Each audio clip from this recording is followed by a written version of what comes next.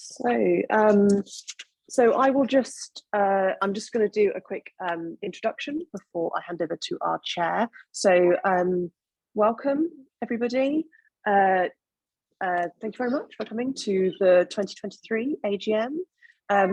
Apologies if you do hear a child in the background. I have a 1-year-old who is very noisy. And also a dog who likes to bark, so we'll just go over that with in advance. I'm the co-event coordinator for the CCG group, along with Siobhan Barrett, who is fielding our Q&A and our chat today. So she'll be trying to pick all of those up as they're going on. So please do use the chats to have discussions amongst yourselves.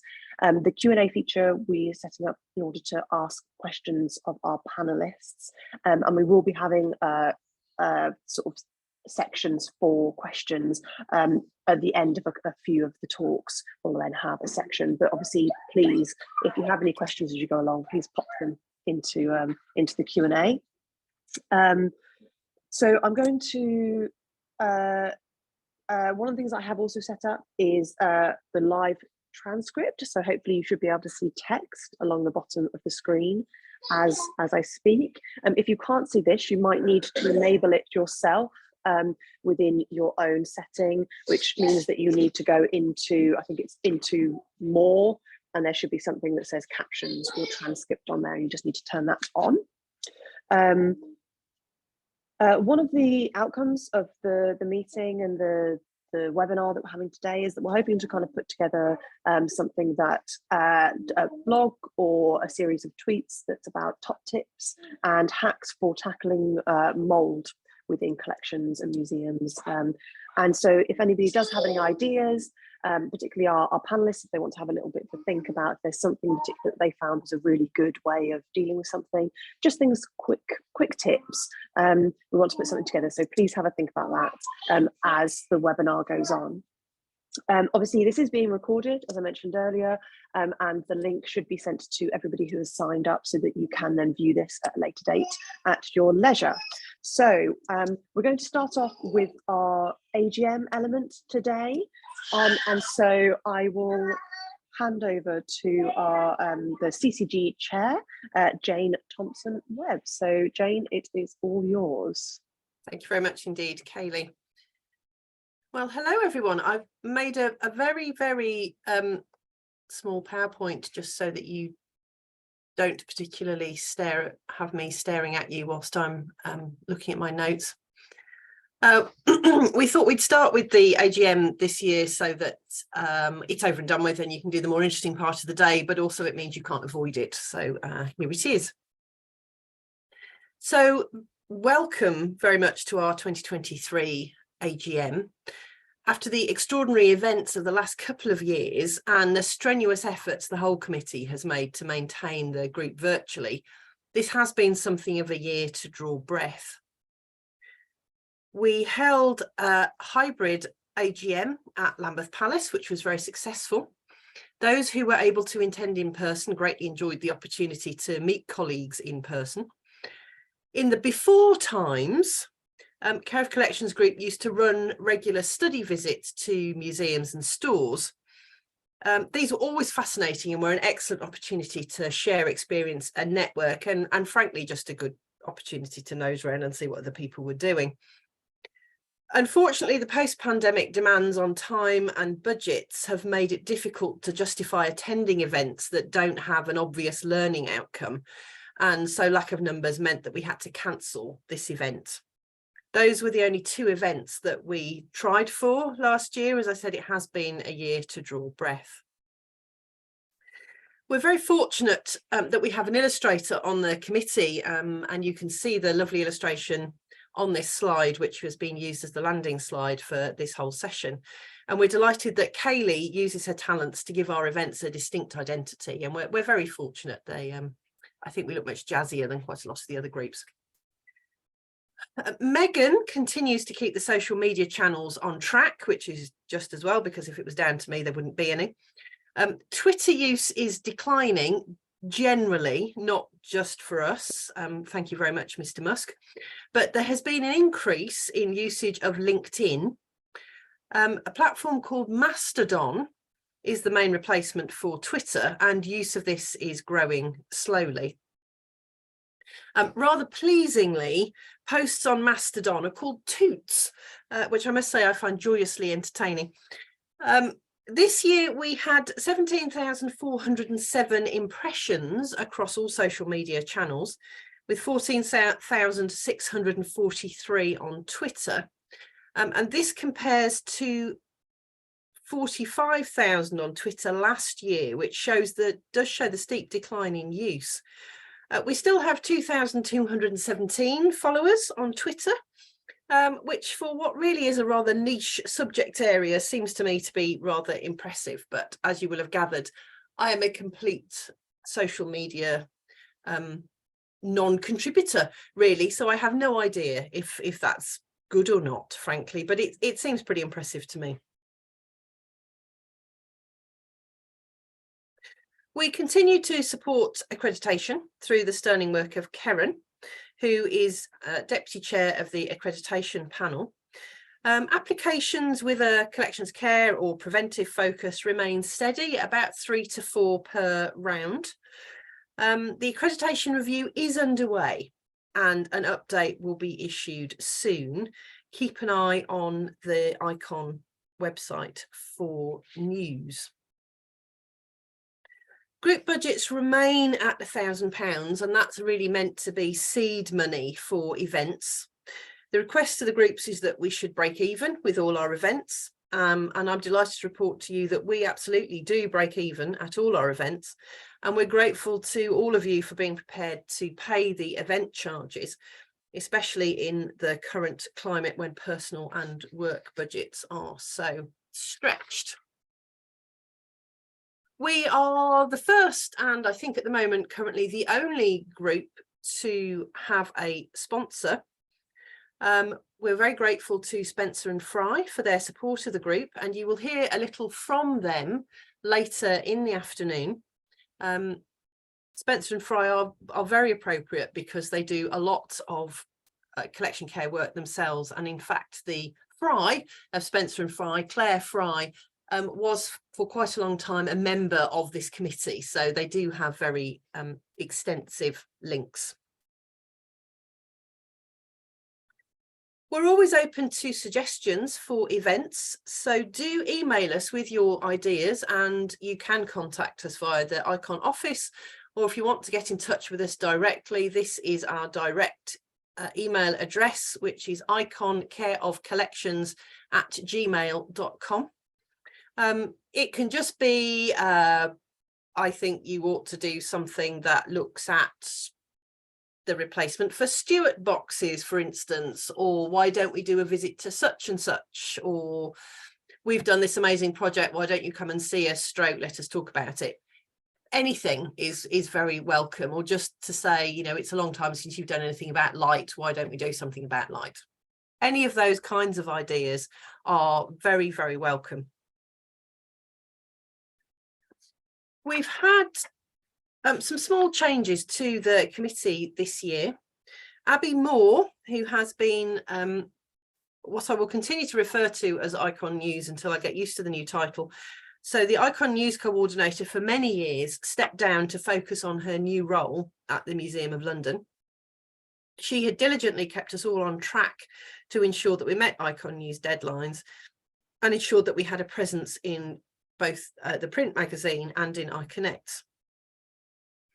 Amy decided that she needed to step down from her role as events coordinator due to work pressures, but she wanted to remain on the committee, so she stepped into the ICON News coordinator role.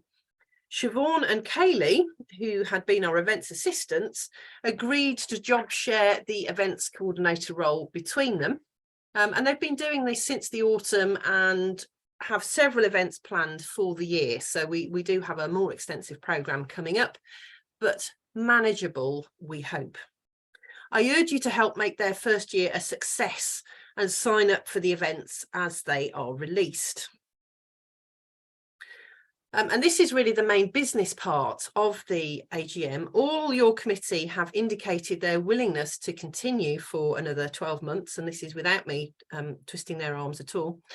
And I would like to ask you to show your willingness for us all to continue in post. Now, I'm very aware that we've got quite a wide attendance today, which is fantastic, but that leads me to think there will be a number of people who are perhaps not ICON members and perhaps not Care of Collection Group members.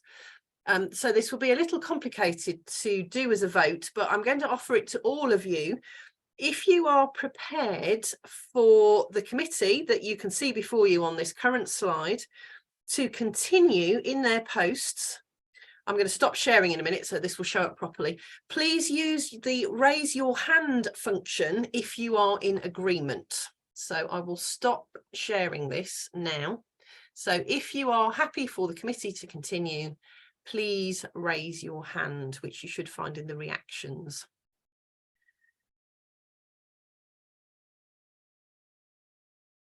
We'll give people a few moments, and hopefully Siobhan is able to keep an eye on what's happening. There's a very jolly function. I don't know if anyone else is getting this with potentially the Zoom update. I have lots of little hands gently floating up the screen, which is quite we have quite 108 raised hands, Jane. So perfect. I think that sounds like a majority vote. I thank you all very, very much for your confidence in the committee. We're very pleased to continue to work on your behalf. And as well as ideas for events, if you do have any questions about either the committee or ICON that you would like us to either discuss at the meeting, or there's a biannual group chairs meeting that I attend, do please send those through and I can certainly try and raise those questions for you. So thank you very much indeed. As I suspected, I have not needed my full half an hour slot. So that does put us a little ahead, which is no bad thing because it gives us a bit of wiggle room.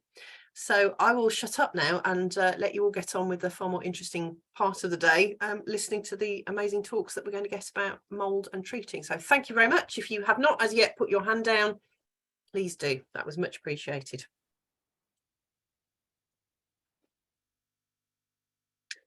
So I think that's time for me to take back over.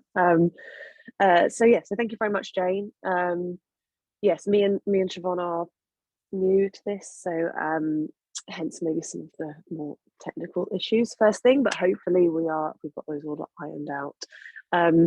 So for our first talk today, we have Claire Dean with us, who is going to be talking about adventures in identifying mould and its doppelgangers. Claire recently graduated from an MA in preventive conservation at Northumbria University and is currently a project curator at Tully House. Am I pronouncing that right, Claire? On the John Ellerman Tully House, on the John Ellerman funded project detabooing disposals in regional museums, which sounds very interesting as well. Yes, if you're happy to, Claire, as you are a panelist, hopefully you can share.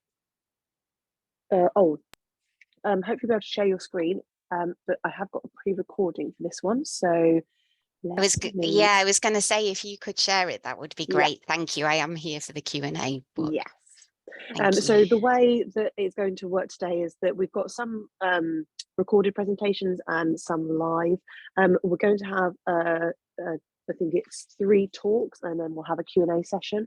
Unfortunately, there is a slight change to our agenda today because unfortunately Marina, who was going to be presenting after Claire, she's not very well, so unfortunately we're having to skip her presentation, but it means we'll have a bit more time for Q&A and potentially a tea break later on. So bear with me, everyone. Share content.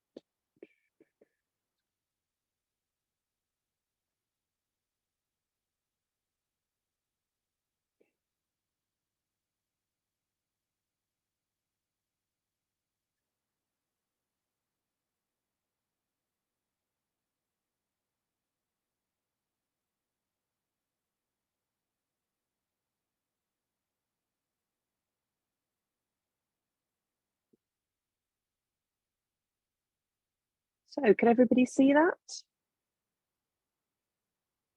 Yes. Yep. Oh, okay, bear with me. Oh, no, it's gone again. Yep. No, that's all right. I'm just going back in. Okay, I will set this off. Hi, my name's Claire Dean and I'm currently a project curator at Tully up in Carlisle. And today I'm going to talk to you a little bit about some of my adventures in attempting to identify mould and some of its very sneaky doppelgangers. So I'm pretty new to working in museums and conservation. I'm retraining after a previous career as an academic and writer. I graduated from the MA in Preventive Conservation at Northumbria last year. In my current job at Tully, they don't have any conservators on staff, so I'm not employed as a conservator, but I am able to use my conservation skills and to develop them further every day and in working with the collections. So I thought when I first started working in museums that I knew what mould looked like and that it would be pretty easy to identify it. But what I found is I'm frequently asked by the other curators on staff to say whether something is mould or not. And whether we get it right or not is really important, and that's underlined by this quote from Florian. It's vital to determine at the outset that the problem is fungi related. There are many other causes of surface blooms that can be mistaken for fungal activity. And if someone asks me and I get it wrong, I'm very aware that that could lead to an object being isolated, restricted access to it, misallocation of very limited resources, or an accelerated deterioration of the object. I want to make sure that I give the right answer to the best of my ability with the resources I have to hand. So we don't have a lab, I can't do any culturing. So I have to really look for low-tech ways of identifying the mould and pick up the clues where I can find them. So I thought we'd start, I can make this go, with a quick game. I realise this is very unfair because it will be tiny on your screen and you won't be able to see very clearly, but I thought we could play a quick game of mould or not mould. If you wanted to take a note somewhere, we're going to come back to these slides at the end and I'll tell you whether they are mould or not.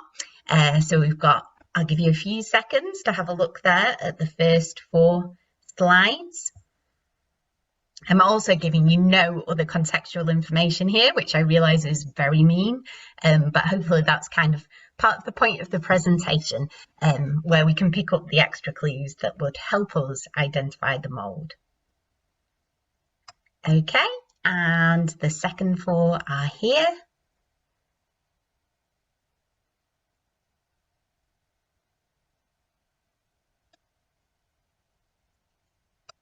Okay. So I thought I'd share some of the examples that I've come across so far. To give you a bit of context about the environment I'm working in, Tully, which was formerly known as Tully House, and before that it was known as Carlisle Museum. It was founded in 1893. Our collections span nature, history, fine and decorative arts. We're in Carlisle, which is England's most northerly city, and our climate is oceanic, so we're west coast, lots of rain, fairly temperate seasons.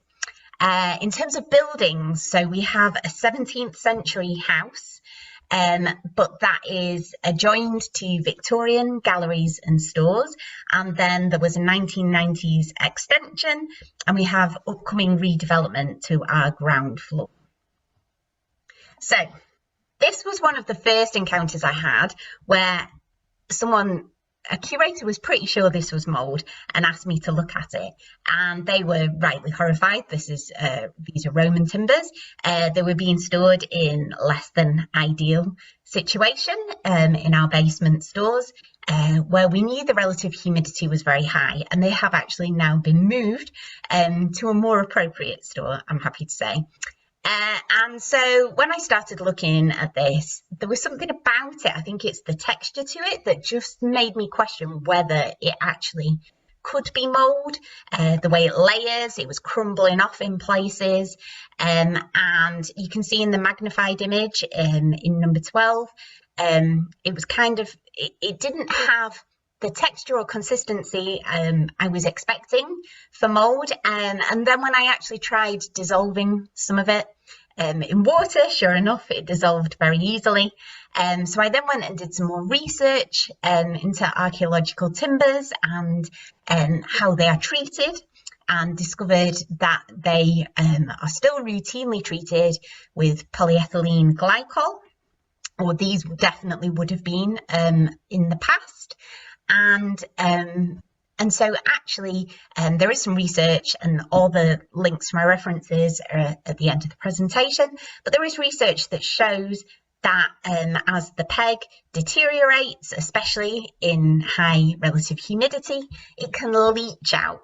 And so I'm pretty sure that's what we're seeing here. Okay, so the next one was rubber, which is commonly found in our social history and costume collections. And it was thought to be mould, but actually doing some reading on rubber deterioration, it's pretty clear that it is more likely to be surface bloom as the rubber deteriorates. And you can see that in the magnified image in 16 there, which is a magnified image from the heel of that shoe. And it's got quite a granular quality to it. So not mould. Okay, and next.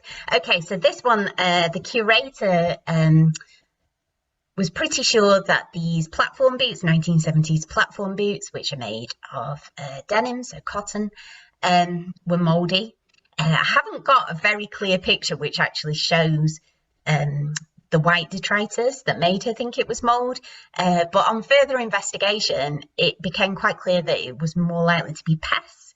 So I think webbing clothes moth. From the kind of webbing and the cases that I found examining the rest of the item, so not mould. Okay, so this is Roman leather, and this is an ongoing challenge. We have many boxes of Roman leather that some have had conservation treatment in the past, in the 1970s or 80s, but a lot of it is just bagged up as it was brought back from site. So it's in 3 polythene bags. All the water is evaporated that it was initially stored with. These are stored in acid-free boxes. And for a long time, they've been stored in our off-site store where the relative humidity is routinely over 60 or 70.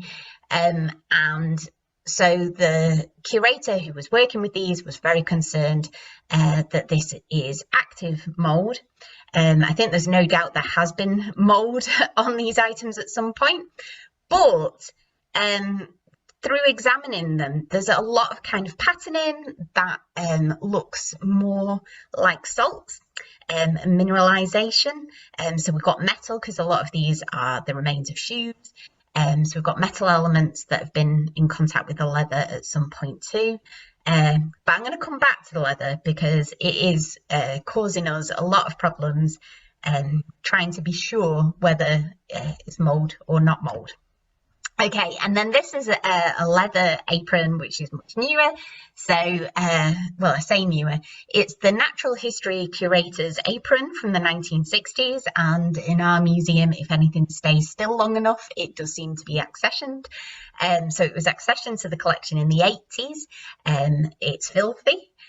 So you can see in 24, the magnified image there from 25, that this looks more likely to be paint residue, or we know that, they were doing taxidermy, so they were using arsenic and all manner of chemicals and pesticides. So it's some kind of residue, but it's not mould, although at first glance, I did think that it was all mould. And then in 27, you can see another part of the apron, and there, the magnified image 26 shows quite clearly that is mould. So we've got lots of kind of hyphal structures, that kind of webbing quality, and all those connections between the different parts of the fungi there. So that one kind of, it showed me like not to think always about it being an either or, that the same object can have multiple causes of surface, bloom and residue, and be mouldy as well. Okay, so I just wanted to go through in a bit more detail some of the low-tech or no-tech options I've been using to try to assist me in identifying the mould. So I use a handheld, very cheap USB microscope that just plugs into my computer to get the magnified images. I also use a hand lens. I always have one in my pinny when I'm working in the stores. But the USB microscope is definitely giving me clearer images for the most part. So 28 we have here. I was quite excited. I shouldn't have been excited, but I was very excited to find some very active mould inside a Gladstone bag in the stores, which obviously I then had to isolate to be able to examine it further. But what it did give me in image 29 there was some really lovely examples of fungi in action. So you can see the conidia, the little spores at the end of the stalks there. So that provided, I think it really helped me to have something to compare against. Number 30 there is an instrument case, which was in the same bag. And I wasn't sure if it was mould or just dust, but using the microscope made it clear that it's actually a lot of kind of fibres, different synthetic fibres and dust that is gathered there, not mould. Number 32 there is a suitcase, and it travelled on the Queen Mary White Star Line. And at some point, it didn't get wet then, but at some point after it came to us, it unfortunately did get wet, and there is a record of that. And these are actually salts, and so that's very clear in the microscope image 33, that kind of star-like pattern and also the shine that you're getting off it. 34 is a travelling case, and I opened it up and was horrified. I immediately thought, oh, mould. But actually, when I looked at it through the microscope, it was clearly a plastic that was deteriorating. There's nothing there that looks like mould. Okay, so back to the Roman leather. So sometimes, however, I'm still not sure. And if anybody who's watching can tell me for definite if they've encountered this before on Roman leather, I'd be very grateful.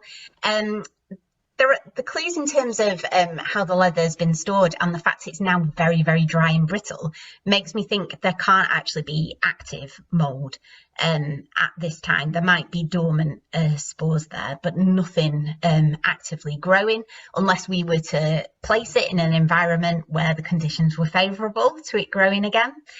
But there are all these intriguing patterns, and they just look so biological to me, particularly number 39. That outer edge looks like the thallus on a lichen.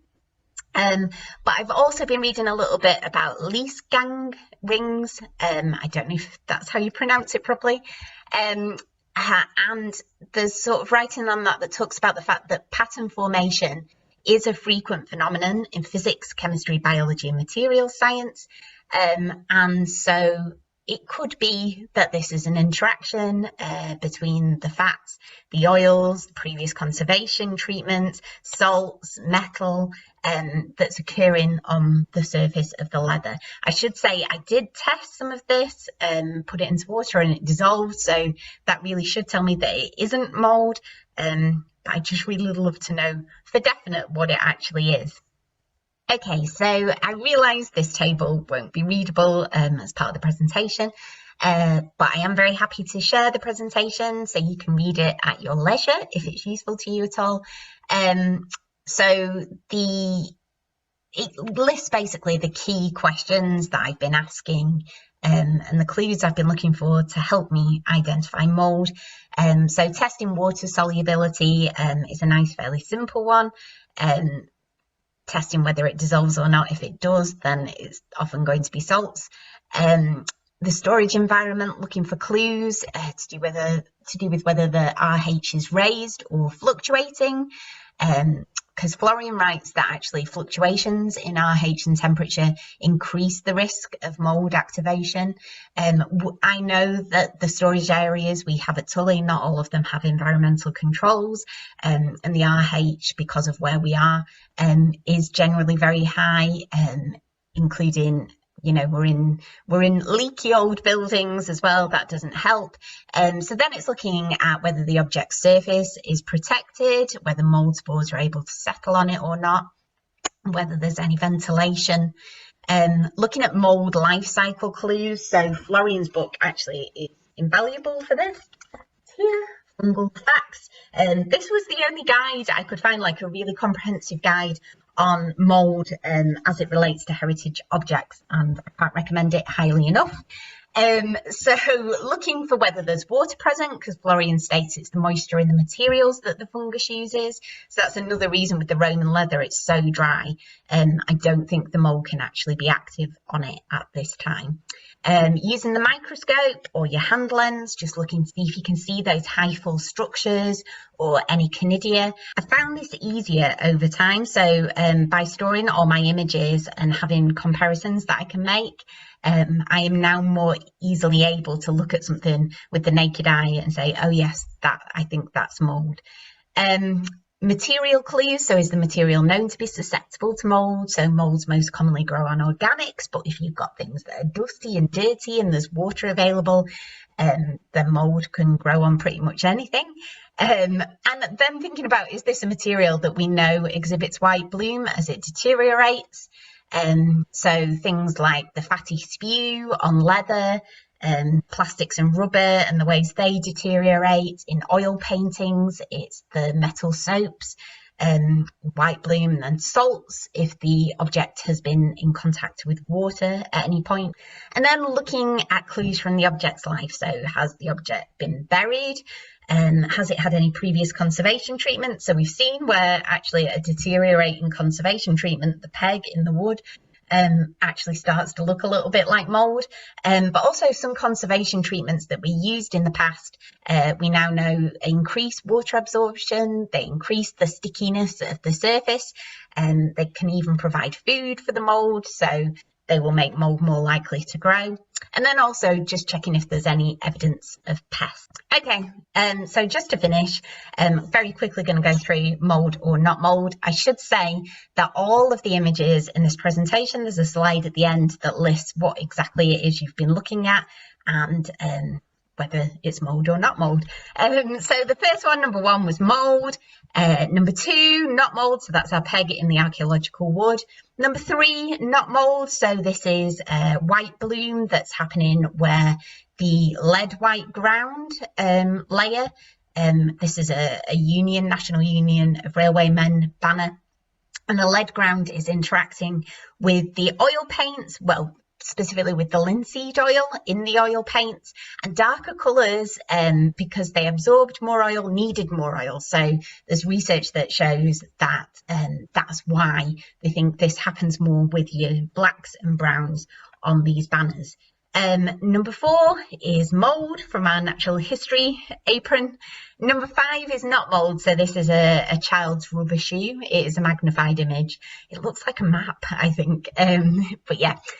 Number 6 was the salts on the suitcase, not mould. 7 is mould, unfortunately. This is an oven which is stored in our off-site store, and there's plenty of food and very high RH there. For the mould to grow. And number 8 is mould on a 1970s leather jacket. Okay.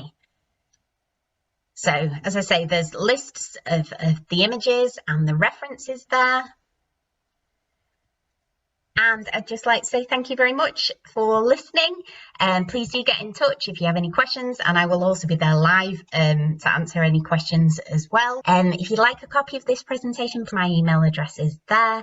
I hope it's been helpful. I don't have all the answers. I am not a pro mould identifier yet. But what I did put in this presentation together was think about what I really wish I'd had access to a year ago.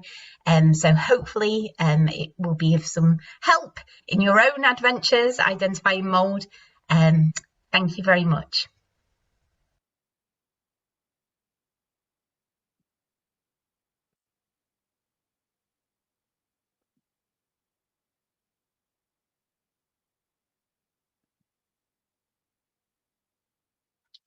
Thank you so much, Claire. That was, oh, hold on.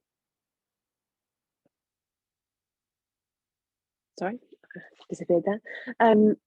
Thank you so much, Claire. That was just exactly the kind of thing that I think we all really need. So much information there. And as I said before, obviously this recording is going to be shared, so people will be able to look back on this and to pause the video and get all of those references. But if Claire is happy to pop her email address into the chat for us, if she's willing to share it, then that also I think would be really beneficial for people as well. So thank you so much. As I mentioned earlier, unfortunately, Marina can't be with us today. So unfortunately, we're not going to be able to see her presentation on surveys in the National Trust Library collections. I'll be discussing with her about whether or not we can release something at a slightly later date. But she's going to rest up and hopefully get better soon. So what I'm going to do is I'm going to move on to our next talk, who is being presented by Lisa O'Hagan, and you have to forgive me if I pronounce this wrong. Nyam Hanlon, who I believe both should be here with us.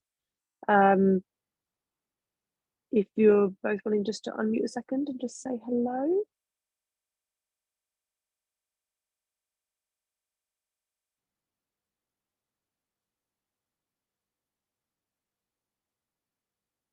I'm not hearing anything. Hold on.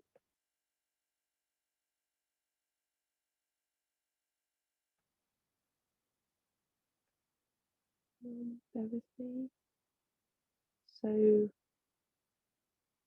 So yeah, Lisa is here, and you do appear to be unmuted, but I can't hear you.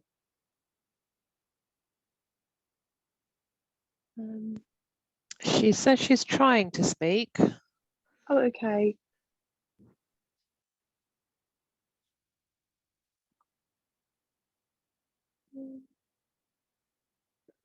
Let's have a little look. It isn't something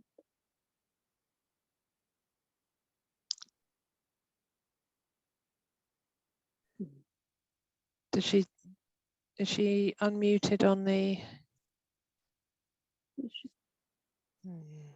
Let me just have a little look.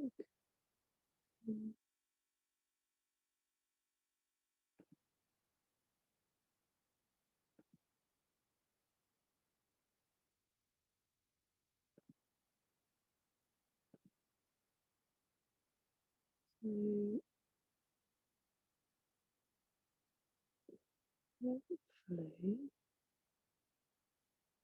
Oh, how very strange. Yeah, 'cause you are unmuted, but can't actually hear you. If I'm just going to turn your video on a second, Lisa, just to see.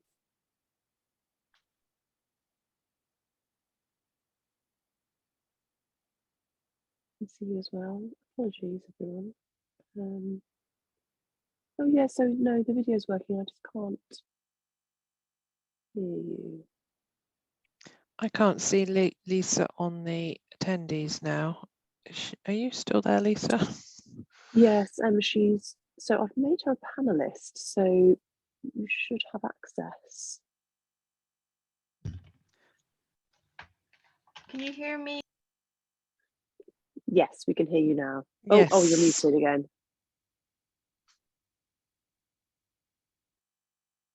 Or you just need to unmute, Lisa.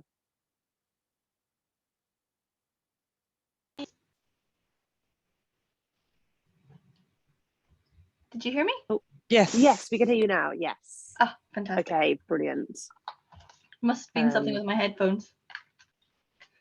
And can I just check?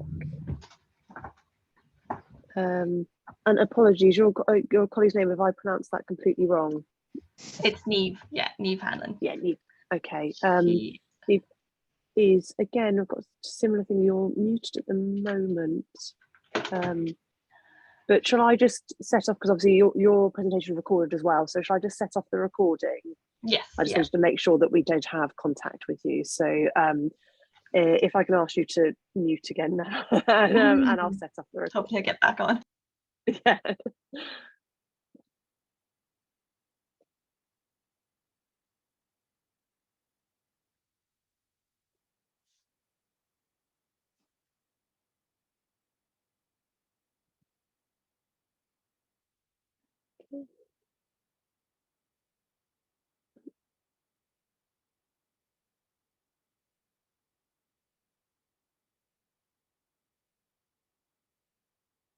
Sorry. Yeah, sorry, that is the right one. There we go. Hello and welcome to our presentation on banishing mould in the big house, a case study of mould removal and prevention in the National Trust property of Castle Ward. You will hear from Lisa O'Hagan, one of the National Trust National Conservators, and myself, Neve Hanlon, House and Collections Manager for the Fermanagh portfolios. Castle Ward is a unique 18th century mansion famed for its mixture of architectural styles and interiors. One half is built in the classical Palladian style, while the other half, which faces out across Strangford Lough, is built in the more elaborate Gothic style. The main house was built in 1762. The three-storey over-basement central block has semi-octagonal bays at each end, which you can see in the photograph. The Ward family, the later Viscounts Bangor, would acquire Castle Ward in the late 16th century. It is now considered to be one of the most significant domain landscapes and architectural ensembles to survive in Ireland. A large part of the domain was accepted by the government in lieu of death duties in 1950 and transferred to the National Trust from an endowment in 1953. The collection of Castle Ward contains over 12,000 objects, multiple farm and outbuildings, and I was the collections and house officer for this property during its struggle with mould. In 2017, Castle Ward had a new biomass heating system put in, and according to the grant scheme, the backup boiler in the basement had to be removed. There were teething issues with the system, and it wasn't until the end of 2018 that the team realised that the fluctuations in temperature was having a radical effect on the objects. It was discovered in December 2018 that the books in the morning room were extensively covered in a white, greenish, fluffy mould. This rang alarm bells, and we quickly checked out other similar locations using the raking light technique. The main library was affected, and it wasn't long before we realised that there wasn't many areas free from circles of white mould across the entire house. Although the mould was fairly extensive, there were noticeable favoured materials which helped in identifying possible hotspots in each room. These were modern leathers, mostly treated with a resin or animal-based wax, and wooden furniture, again mostly varnished. This doesn't narrow the field of cleaning, but it meant that we knew what to focus on in each room and made plans of each room, so as we identified the mould growth, it was recorded for cleaning and monitoring of regrowth. The list wasn't exhaustive, and we found a microclimate smashed this theory of object-based focus. There was a lot of learning as we got to grips with the extent of the growth and the environment of the house. This photo shows the growth of mould on the 19th and 20th century leather book covers inside the morning room bookcase. From the recording sheets, we could see the four most affected spaces in the showrooms. The morning room and the library on the ground floor, and the Victorian and the Parnell on the first floor were the most affected rooms. There weren't strict similarities to explain why these rooms, and there was no one area or one side of the room that showed why it would be more affected than any others. The main difference between the spaces was that the first floor had no mains heating or mobile environmental control at all, and it was sandwiched between CR2 controlled heating system on the ground floor and comfort home heating on the floor above for the key representatives in the house. The first attempts to clean the mould started in the bookcase in the morning room.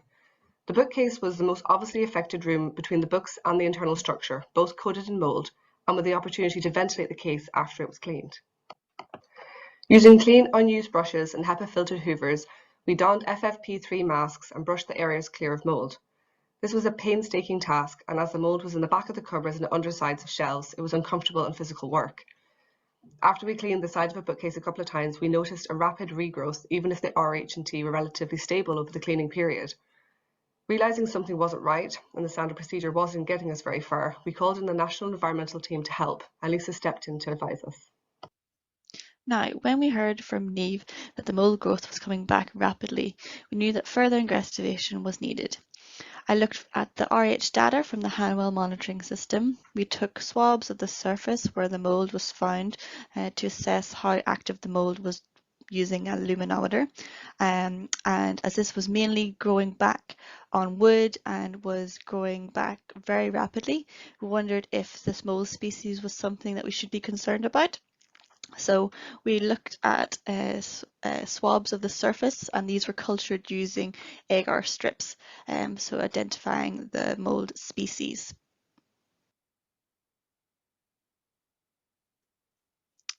After 7 days growth on agar, we sent photos to our mycologist, Jane Nicklin, who previously has advised the National Trust on mould identification. She confirmed that there was nothing special about the mould growing here and that it would keep regrowing back so vigorously. She identified the usual species that were found on historic houses, lots of penicilliums, which are the blues, cladosporiums, which are the dark backs on the cultures. There was also some scopulosis, which are the creamy beige, plus some aspergillus. So they're the bright yellows, the dusty greys, and the bright greens.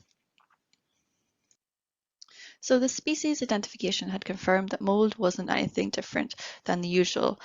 So why was it coming back so quickly after our standard cleaning techniques were being used?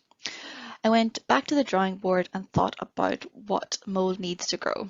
I always use this Venn diagram in our training sessions as I think it really helps to break down what can sometimes be a complicated mould issue into 3 simple components. That is sufficient nutrients, spores, and suitable environment.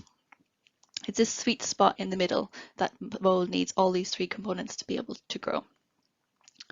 So then we know that the mould needed nutrients to grow, and our historic collections are perfect food sources, often being made from proteins and cellulosic materials. But there's not much we can do about that really. What we can do, however, is keep the dust from the layer essentially, so that it doesn't become a nutritious foodstuff for the mould itself. But as Niamh has said, though, she had already cleaned thoroughly the rooms, so at this point, so there wouldn't have been any dust on the surface. So that can't have been it.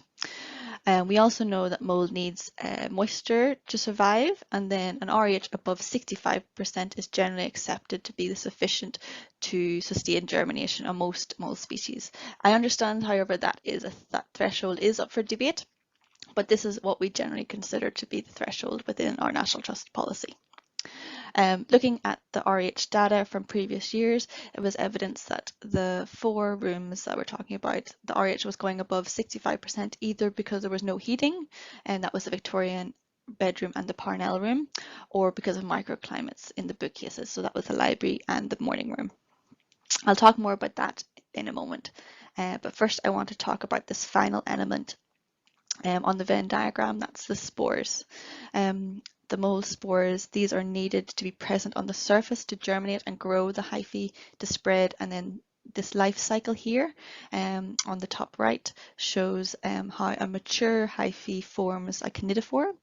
Then this releases more spores into the air. It was therefore thought that a possible reason for the rapid regrowth was during the standard cleaning techniques, that the spores were being redeposited on the surfaces after they'd been cleaned, and as staff moved around and then cleaned other areas. So the next mould cleaning, we advised that the rooms were treated aseptically, so sort of like lab conditions, so that not to recontaminate the surfaces once they were cleaned. Niamh is going to take you through more details about what this entailed. I consulted with Lisa closely on the lab conditions, sealing and cleaning technique that she'd advised. I wrote out the instructions for each room, as every room needed a specific object approach. A respiratory kit was brought to Castle Ward to ensure all teams were wearing properly fitted masks, which you can see in the first photograph on the left of the screen. The rest of the special equipment needed to be bought: PPE goggles, FFP3 masks, hazmat suits, dual suction HEPA filter hoovers and HEPA filter bags, masking tapes, and lots of ethanol. As the house was rapidly approaching reopening to the public and many school groups, the operational risk business partner, otherwise known as Health and Safety, decided to test the air for mold spores, as there was a concern for those with respiratory issues and weakened immune systems. Although the spore count was low, it was decided to open the basement of the house only and close all other floors. This would allow us to clean the rest of the house thoroughly rather than risk further spread and an unstable offer for the visitors. We chose a room to start the cleaning process and an adjacent clean room. We sealed the mould room first using polyethylene strips and masking tape. The tackiness of the tape was very important, and we pre-tested tapes before starting sealing. We sealed any gaps that air could get through, so doors, windows and chimneys were covered.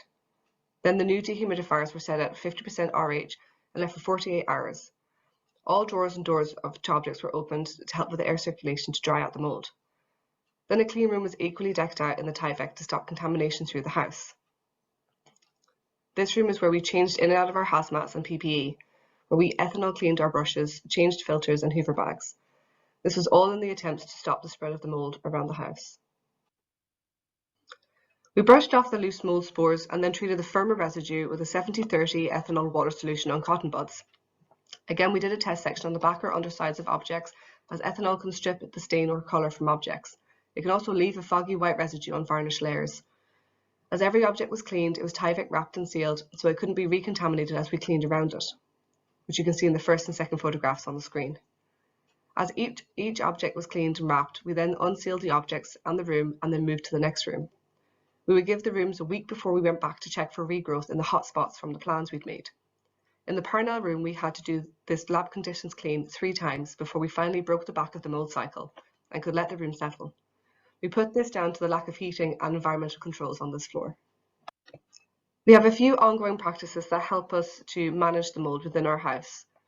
We ensure air circulation in all of the rooms, and we have increased the environmental controls on every floor. The EMS system is checked multiple times a day, and we've noticed when the patterns of high relative humidity and the mould growth peak conditions spaces are throughout the year. In rooms without control, we monitor and open doors, we crack the windows to get fresh air in and circulating around the objects. We have a very thorough deep clean schedule where every single object is cleaned and inspected each winter, as we know this is a problem time for us. All objects are pulled out and away from each other to ensure we don't create any microclimates in damp winter months. And we use a raking light on every piece of furniture before we clean it, just to inspect for mould. Thanks, Neve. Now, I mentioned earlier that when thinking about the cause of the recurring mould, I also looked at the current environmental conditions. So I like to view the data for each of the rooms like this to see the relationship between the temperature and RH better.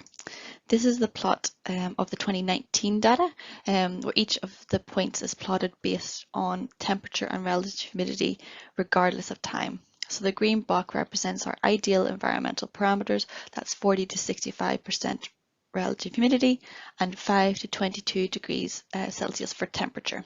You can see here on the box, that's our 40 here and our 65% here, and then the 5 degrees and then 22 degrees here. So this box is our ideal parameters within RH and temperature.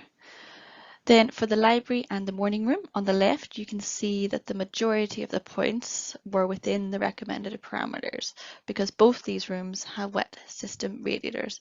They work with our typical conservation heating strategy. So the RH is brought down by increasing the temperature, and then you can see that some of the points on the top right here, here and here, you can see that these occur around 22 degrees. At this point, we can't really add any more heat to bring the RH down, or it will start to become uncomfortable for our visitors. So what we decided here was that dehumidification would be the best option.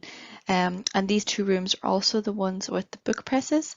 So these that had significant mold in them. So these would be better for dehumidification, as they has a better chance of influencing those microclimates that were forming within the presses. Now on the right hand side for the Parnell room and the Victorian bedroom, you can see there's a broader range of points with a varying temperature and relative humidity. This is because both of these rooms, as Niamh was saying, are on the first floor and they have no RH control in place. In the Victorian bedroom, it was evident from the cluster of points at the bottom right of the box. You can see here.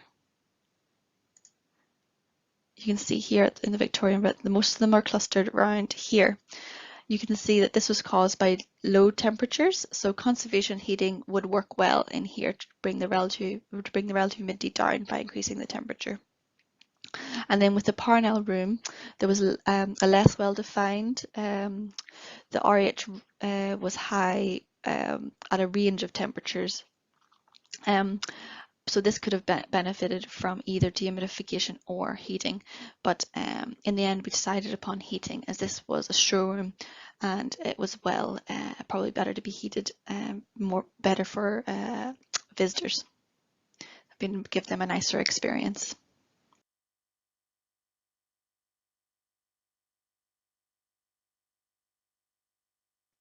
When we had decided what control equipment was best for each room, I talked the team through the installation of these over the phone, as by that time we were in the middle of the pandemic in August 2022. Heavy-duty domestic dehumidifiers were installed in the morning room and the library. We chose these as they were powerful, but were also energy efficient and had a large capacity tank. Although initially they had to be emptied daily for over a year, the RH seems to have stabilised and they just need to be emptied perhaps weekly at most. To achieve the conservation heating in the Victorian bedroom and the Parnell room, and we installed an electric radiator controlled by a Hanwell humidistat. This allows the radiator to be turned on and off based on the RH measured on the humidistat. So if the RH gets too high, the humidistat registers this and allows power to go to the radiators and so turn on and bring down the RH. This was working well within the property. Now that the control has been in place for a few years, we can review the RH data and see if it has having an impact. You can see here that this shows the percentage time above 65% RH for each of the rooms in a given year. This has reduced well since the installation of the equipment in August 2020. So now for all of the rooms, there is a minimal amount of time where the RH goes above 65% and therefore allows for conditions that would be conducive to mould growth. And here you can see the data for 2022 plotted again in the same way as before, with the temperature and relative humidity on each axis. And you can see here that the data points are clustered in the recommended range much better now. So almost 3 years on from the deep cleaning regime started and the installation of the control equipment, we revisited the ATP measurements. As I said at the beginning, one of the ways we initially investigated the mould was through taking swabs for ATP, that is adenosine triphosphate. This is a molecule that is produced by every living cell, and the more ATP measured, the more alive an organism is essentially. So it can work for mould which can lie dormant on the surface and not be actively growing, and it's kind of hard for us to tell with the naked eye. We have been using this in recent years to indicate relatively how active mould growth is, or also we use it to identify if the mould we are seeing is old growth and now has stopped growing, or to assess the success of cleaning. Here on the right you can see the luminometer. This is the device that we use to measure the ATP. What we do is we put the swab in the top, we swab the surface of an object, and then we put this in the luminometer, and this gives you the amount of ATP with in relative light units based on 0 till 1,000. And research has shown that anything that goes above 30 can be assumed to be microbial activity. And you can see from the readings in March 2019, before the aseptic cleaning techniques were adopted and the environmental control equipment was in place, that the mould was very actively growing on surfaces with very high values. It was therefore very rewarding for the house team and then to see the results of the ATP sampling in February 23. This showed that all their hard work was paying off, and the very low values they just confirmed what we were actually finding visually, that no mold growth was reoccurring in the house. The sample that was taken from the Parnell room, this was higher than expected, and we even took a second reading just to be sure, as there was no visible mold on the surface. And although it does indicate that there's some microbial activity compared to what there was there previous, this is a great improvement.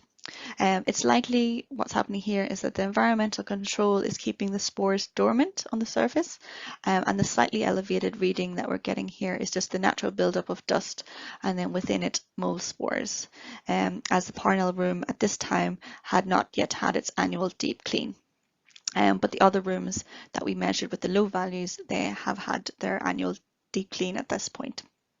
So this actually then helped us to confirm the importance of the deep cleaning. So just to conclude then, both cleaning and environmental control were needed to get on top of the issue. Annual deep cleaning schedule is continuing and the environmental monitoring system is checked regularly. All in all, Castlewood continues to be mould free thanks to the diligent work of the house team. So I'd like to take this opportunity to thank Emma McCullough, Martin Gibson and the rest of the house team for their hard work. And I'd also like to thank Claire McGill, Regional Conservator, Nigel Blades, our Senior National Conservator, and Neil Watt, our House Manager at the time, for all their support as well. And I'd like to thank you for listening.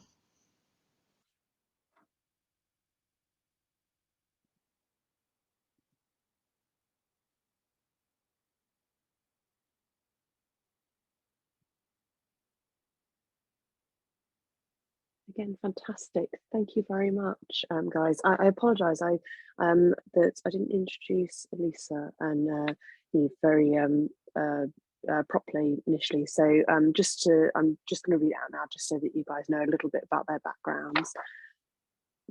Sorry, bear with me. Lisa has a degree in archaeological and forensic science from Bournemouth University and an MA in research in heritage science from UCL. And she's worked at the National Trust for 8 years. She's currently on secondment as National Conservator, Conservation Science at the National Trust. And Neve has a BSc in Applied Archaeology from Atlantic Technology University and an MA in Cultural Heritage and Museum Studies from Ulster University. And Neve has worked for the National Trust for the last 5 years and has recently taken on the role of Collections and House Manager of the, you might have to correct my pronunciation, Manga portfolio. Sorry, it's absolutely terrible. I'm sure I'm just butchering that. But yeah, just to give you guys a bit of an idea of their background as well. Again, really interesting talk. I think I have questions about equipment and that sort of thing, so I'll probably be asking the guys later unless somebody beats me to it. What I will do is we'll go on to our final talk for this kind of first block of presentations. Again, this is pre-recorded and this is from Elaine Hallett. And Elaine, can you give me a wave and just a hello? Just to make sure we can hear you there. Hi, Kaylee. Hello, brilliant. Okay, glad we can hear you. So again, Elaine is with us, so she'll be able to answer some of your questions after the presentation. But just to give you a bit of an introduction to Elaine, so she has an undergraduate degree in archaeology from the University of Manchester and has spent the last 6 years working for the National Trust. And currently she's in the role of Senior Collections and House Officer at Knoll House. Am I pronouncing that correctly, Knoll House? You are, yes. Brilliant. So again, this is pre-recorded, so let me just set this up and for people to have a look.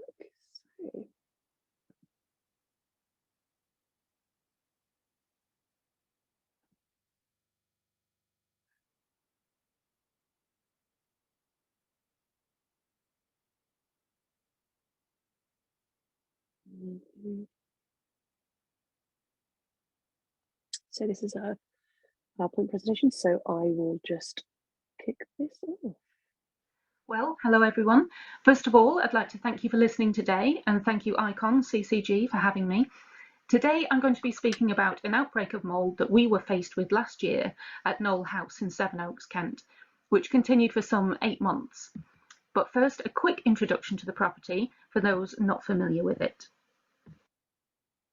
Knoll is one of the National Trust's largest properties, with a footprint of over 4 acres. It began as a small manor house before being expanded upon by Archbishop Bourchier after 1456.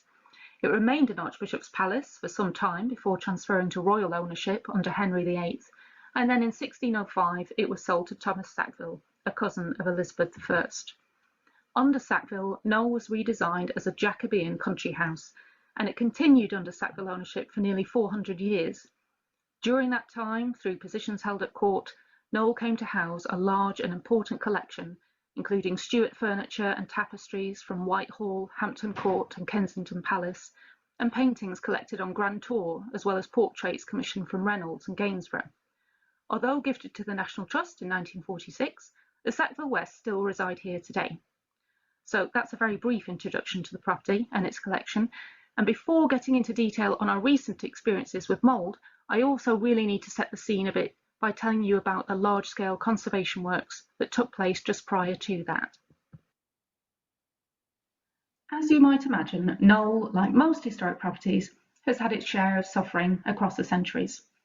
Large-scale water ingress through leaking roofs and windows, fluctuating RH in the absence of controlled heating, pest infestations from deathwatch and furniture beetle in particular, and cumulative light damage. These have all increased the fragility of much of the collection. You can see here at the top left, failing windows in the cartoon gallery, and this scale of water ingress will be seen throughout the showrooms. Condensation was a regular feature on painted interiors, such as the second painted stairs on the right here, and of course mould, growing across canvases on many of the paintings, much of which is owned by the Sackville estate. The failing integrity of the building and long-term suffering of the collection eventually reached a point where urgent conservation works were needed if the collection was to survive for future generations. So in 2011, with generous funding from the Heritage Lottery Fund, Knoll embarked on a 7-year, £20 million conservation project. This was to be the largest conservation project to date for the National Trust. That project came in 2 distinct stages. First of all, a 2-year programme of repairs to roofs, windows and masonry that would make Knoll more weathertight. Once complete and the interior now largely safe from the weather outside, there then came a 5-year project that would address the interiors of the building fabric and its collection. With that, floorboards and panelling were removed throughout, insulation and fire compartmentation were added, improved lighting and conservation heating were installed, which included radiators but also state-of-the-art heat mats under some carpets that would enable a better circulation of heat in those spaces. Other protection included thermolignum treatment where appropriate to tackle pest infestation, and UV film on glass and 3 blind systems to protect from harmful UV. And then, in addition to all this, 3 spaces, all with state beds, were to receive additional protection. Large floor-to-ceiling glass panes or glass visitor boxes were installed to further protect from dust and to help maintain stable environmental conditions inside. So at this point, we've gone from a property that is cold, drafty, damp, and made it significantly more weathertight, provided fire compartmentation, insulation, conservation heating, UV protection, and glass screens to protect some spaces. Cue March 2022, and in one of these spaces, the King's Room with its glass visitor box, we found mould throughout. 5 large tapestries cover most of the 4 walls here, and all have mould growth scattered across much of their surfaces, as did the underneath of the chairs, the stools, and even the state bed. It was in cabinets and in drawers. We had not seen mould on this scale since before the conservation project. And of course, with that project, we had expected, or certainly hoped, not to see it again. I should add that by this time, our collections and house team was relatively new. Those who had experienced past major incidents of water ingress and condensation and mould from before the project had since moved on, and this size of mould outbreak was a new experience for us. So to show you what that mould looked like, these are images of the tapestries, and you can see the mould is scattered, white in colour, and especially difficult to see against some of the colours of the tapestries.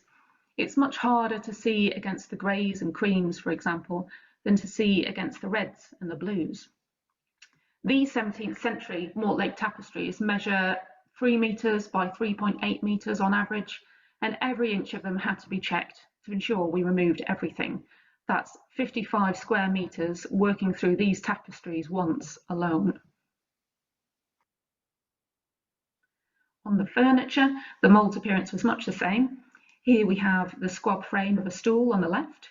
We've got hemp webbing under a stool at the top right, which the mould particularly liked, and spots of mould on the state bed's lower bed frame. Some mould spots were quite sporadic, like on the webbing here. Others grew more together, making them easier to see. And the mould was growing over such an expanse that by the time we had processed the whole space, mould was already growing back at the start. We couldn't remove it fast enough, and that meant we processed the King's Room time after time, gradually seeing fewer and fewer spots with each cycle of mould removal, but it took 8 months to break that cycle. In the end, we spent over 250 hours working on mould removal, which is equivalent to over 2 months' work for one of our collections assistants. And of course, this had to be worked around caring for the rest of the collection and preparing and opening the showrooms each day for our visitors. The King's Room itself continued to stay open while we removed mould behind the glass. So you can imagine the extra workload and trying to care for all of Knoll, not just the King's Room. And that, of course, gave the mould more opportunity to keep growing back as we had to duck in and out to undertake other responsibilities.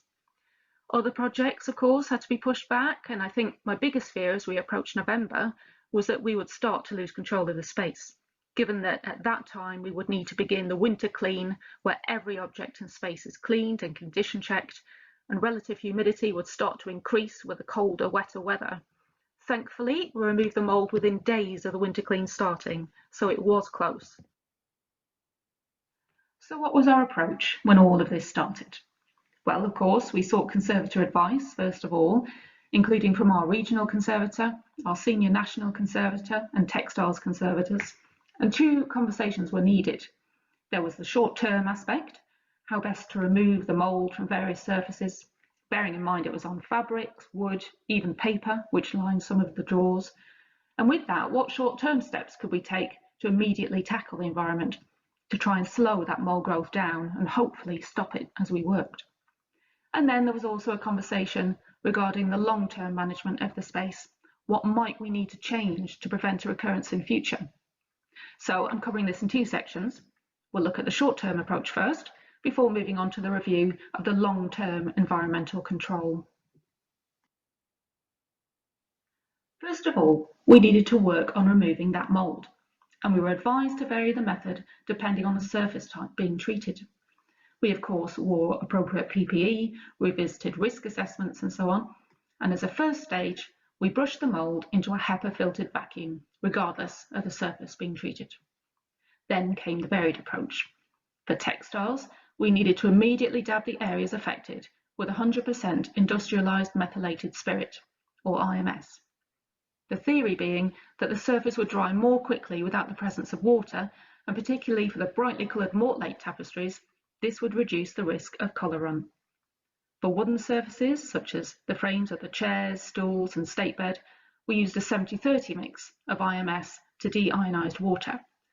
That allowed for a slower drying rate that would expose the mould to the denatured alcohol for longer. And then only for the red paper lining of the drawers in our large ebony cabinet did we avoid wet treatment altogether, as the risk of colour run and tide marks was too high. So here we simply brushed the mould into the vacuum.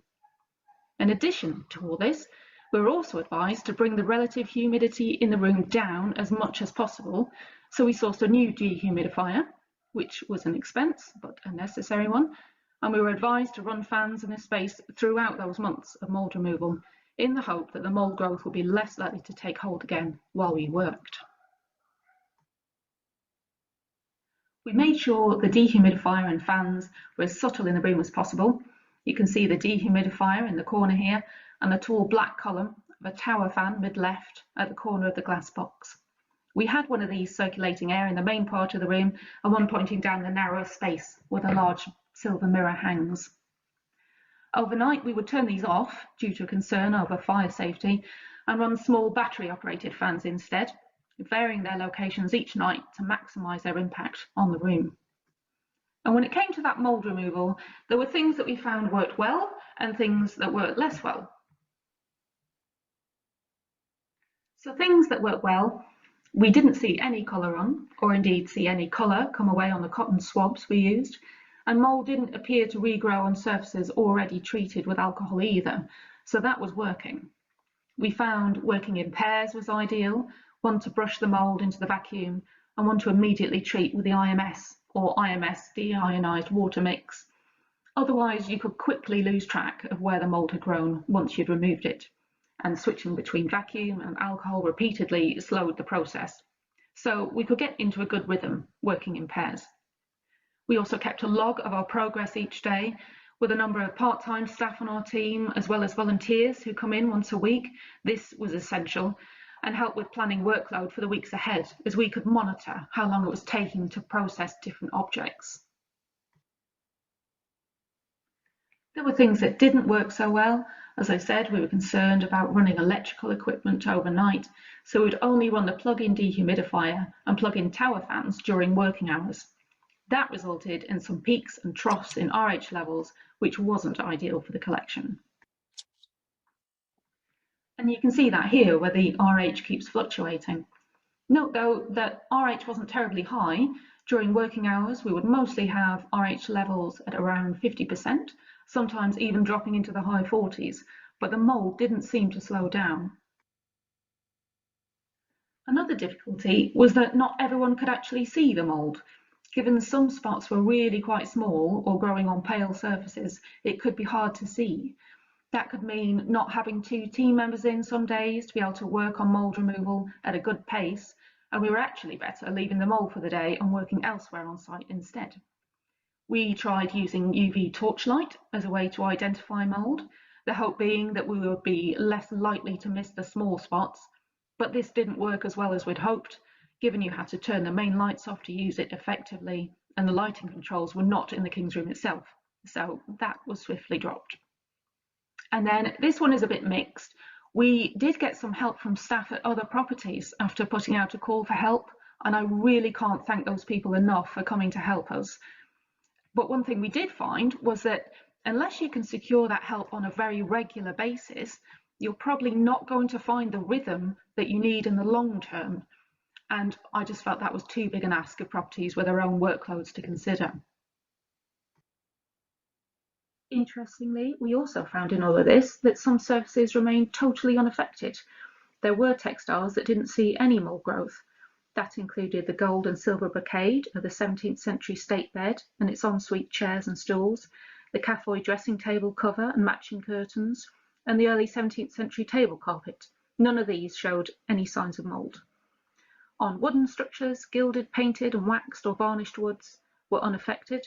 Even on the state bed, the old oak main frame underneath did see mould growth, whereas the modern pine slats added later to support the mattress were fine, so that was quite interesting. And actually the mould seemed to avoid and be attracted to certain dyes within the tapestries. One of the blue dyes that recurs throughout the tapestries, it didn't grow on, whereas the red dye saw a lot of mould growth. And while that mould removal was ongoing, we also held a series of on-site meetings with our regional conservator, senior national conservator and building surveyor, amongst others, to agree a long-term solution for the space. Dr. Nigel Blades, our senior national conservator, gave a lot of advice on the situation at Knoll and what we needed to consider for the long term. First, we needed to summarise the environment we were dealing with. That is a room with 3 external walls, albeit with internal studwork so that the tapestries didn't hang directly against the cold stone. It had 3 windows covered over, leaving only one on show. A manual reading of temperature and RH by one of the tapestries, and in the centre of the room, using our LSEG, indicated a lower surface RH for the tapestries compared to the ambient RH of the room, and such a difference would likely be more pronounced in the winter months. And of course, through the much needed conservation works, we now had reduced airflow. Now, I should add at this stage that even before the conservation project, this space did have a visitor box. The same windows were also covered over, so those factors were not new. You can see the old visitor box on the left here that was replaced to give a better sense of standing in the King's Room. So we were used to some restriction of airflow, but of course we now had that insulation and fire compartmentation as well. I should also add that if we looked at Trend 963, our heating management system, the ambient relative humidity of the room was being well managed by the 2 radiators in the space, bearing in mind that they have a set point of 60% RH. So this on its own didn't alert us to any problems. It was only by taking that second reading by the tapestries that we could see a potential issue. Finally, as part of our review of the space, we carried out some ATP luminometer testing on some of the tapestries to measure the level of microorganisms on surfaces. The Hygiena Ensure luminometer was actually designed for use in the food industry and measures adenosine triphosphate, or ATP, something that is produced by all living organisms. On indoor historic surfaces, any activity detected is highly likely to be mould growth. We tested a couple of locations, collecting surface spores with a dry sterile swab, which is what I'm doing in the picture here.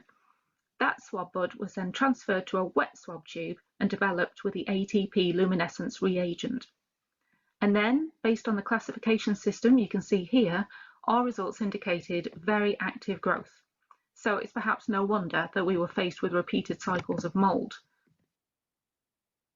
So following this review of the space, it was concluded that airflow was significantly reduced by the improved insulation, fire compartmentation and visitor enclosure, and that the 2 radiators in the room were not sufficient to address that difference in RH that we had identified, nor was it sufficient to counteract the still air created by the improved conservation works, and the higher surface RH of the tapestries was likely encouraging that mould growth.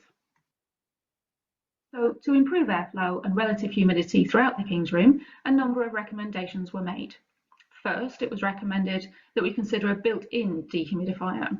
This would have 3 distinct advantages over the plug-in dehumidifier that we had been running. No more manual control and no more emptying of water, which would save time on our part and remove the risk of spillage in the room. It would run 24/7, so no risk of peaks and troughs in relative humidity from the dehumidifier being turned on and off each day. And it would be hidden away out of sight, so there would be no impact on the display. We also needed to consider any areas of the King's Room prone to microclimates and improve airflow there. We knew we had 2 areas like this that had seen mould in the past, so these had to be addressed. And once these things were implemented, we would need to monitor closely for improvements. For us, one of the windows covered over is a window seat recess, and this provided a suitable space for a dehumidifier whilst also being close to a window through which it could be vented. A powder-coated grille was added as an outlet at the bottom of the panelling, which you actually can't quite see here. Then the inlet is at the very top of the void by the ceiling. Although the radiators have a set point of 60% RH, we've gone with a set point of 55% RH for the dehumidifier, the idea being that the lower RH will of course help prevent the occurrence of mould, but also that it will take the lead on managing the environment, and the conservation heating will provide backup where needed. It does create some background noise when running, but the sound doesn't pass through the glass of the visitor box, so that hasn't been an issue for us. With the dehumidifier being installed, we also need to address 2 areas prone to microclimates. One was the area of tapestry behind the large silver mirror, which itself hangs in a narrow space between the glass box and wall. The silver mirror rested on brackets that already distanced it 4 centimetres from the wall at its base, but this wasn't really enough. We replaced those with larger brackets, painted to suit their surroundings, and these increased the gap at its base to 10 centimetres. We're hopeful that airflow from the new dehumidifier's outlet, which is close by, will help this area as well.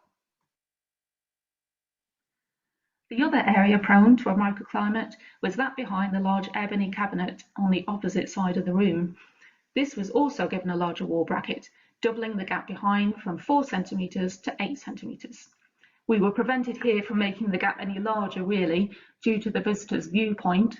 They view the cabinet side on, so to bring it out any further wouldn't have looked right. So with all this done, and we completed this only recently, we're now at a stage where we need to monitor the space. We are currently at a point where we have no mould in the King's Room. The integrated dehumidifier is up and running. It was installed just 4 weeks ago, so it's early days. And with that installation, we removed all fans so that only the dehumidifier and radiators manage the environment.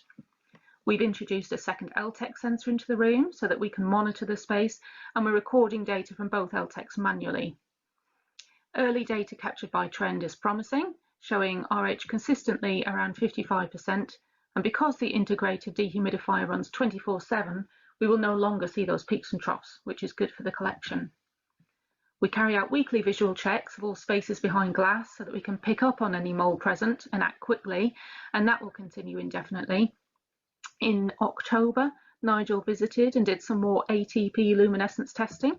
The results were encouraging and the hard work was clearly paying off as levels were much reduced. There were still some high numbers at this time as not all mould was removed yet, but results were coming down. So it is early days and we're all keeping a very close eye and are keen to see how things progress. So to wrap things up, what have we learned at Knoll from all this? Airflow is crucial.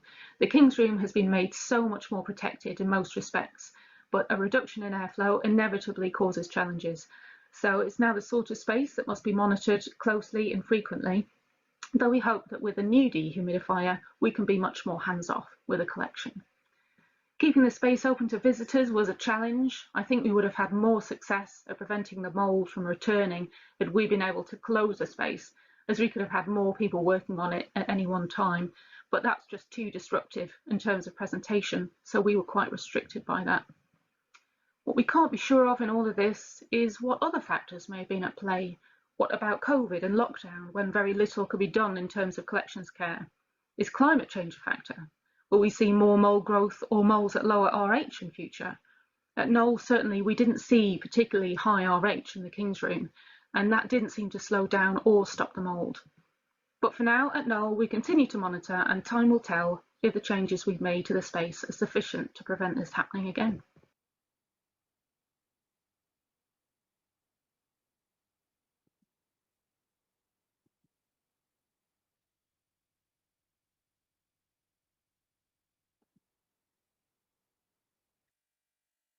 Okay, thank you very much. Again, another really interesting talk. Oh, sorry, I've disappeared again. Brilliant. Okay, so we are obviously running sort of just a bit early because of the missing talk that we have there. So I think what we'll do is, if the speakers, the panelists for the 3 talks that we've just had, if you'd be willing to maybe turn your videos on and unmute if you're happy to do that. And Siobhan, yes, if you're happy to lead the Q&A. Yep, that's fine. We've got a few in the Q&A at the moment, so I will just go through those. So we've got a question on how effective is the use of UV light to identify active mould? And I will pose that to, I mean, it came in Claire's talk, but anyone who wants to respond, please do. Well, I can just say I only had a very limited trial of using the UV lamp. I've only got a very small one. I'm not convinced it's up to standard, and it didn't really help me. I did quite a bit of reading about it and found that the research showed results were mixed. So that was why I relied more on the USB microscope instead. But I'd be really interested to know if other people have had success with the UV. At Knoll, we tried using UV and we had similar issues, I think probably to you, Claire. We found that when we had visible electric lighting on in the room, that it didn't appear to pick everything up. It seemed to be quite mixed results. So the alternative then was to have the lights dimmed and use it that way, but then trying to control the electric lighting in between, removing the mould as well. The lighting was outside of that space, and it just became a bit impractical, really. So we quite quickly gave up on that. We don't know what type of mould we had. We didn't get it tested for that, so I don't know if that would have been anything to do with it. Yeah, and just our 2 cents on it. We didn't use the UV light in our case study, but just generally, I've found the same as you guys. It doesn't always seem to work, so we sort of just I think that in theory it's supposed to work, but I've never had great results with it. A microscope, like you said, Claire, seems to be much better. Thanks all. That's great. We've got a few questions just around ATP. So just a reminder of what ATP stands for and what it is again, and also the equipment that you certainly Elaine's mentioned, and Lisa, you mentioned that you used. If you could just give some details about the equipment you used and where you got it from. Yeah, no problem. I'll go first, if that's okay, Elaine. So ATP, it stands for adenosine triphosphate, and essentially it's a molecule that lives within every single living cell. So every living cell needs that molecule to be able to produce energy and live. So in theory, then, if you're having more of that on a surface, there's more cells on that surface, and there's more life in it. In relative terms, we find this has been really useful for mold growth, because it tells you whether it's more alive or not, because we have had issues in the past where it's been old mold and it's it's been hard to tell whether it's still growing or active or not. So it's been really helpful to tell us that, essentially. But the values that we're getting, they're very relative. So there's no exact, we've sort of done what we normally do within heritage, where we pull it from another scientific discipline and sort of apply it to our own work. So there's no exact numbers to it. But Elaine did show some research that we've been doing about that has a general broad range, and anything above 30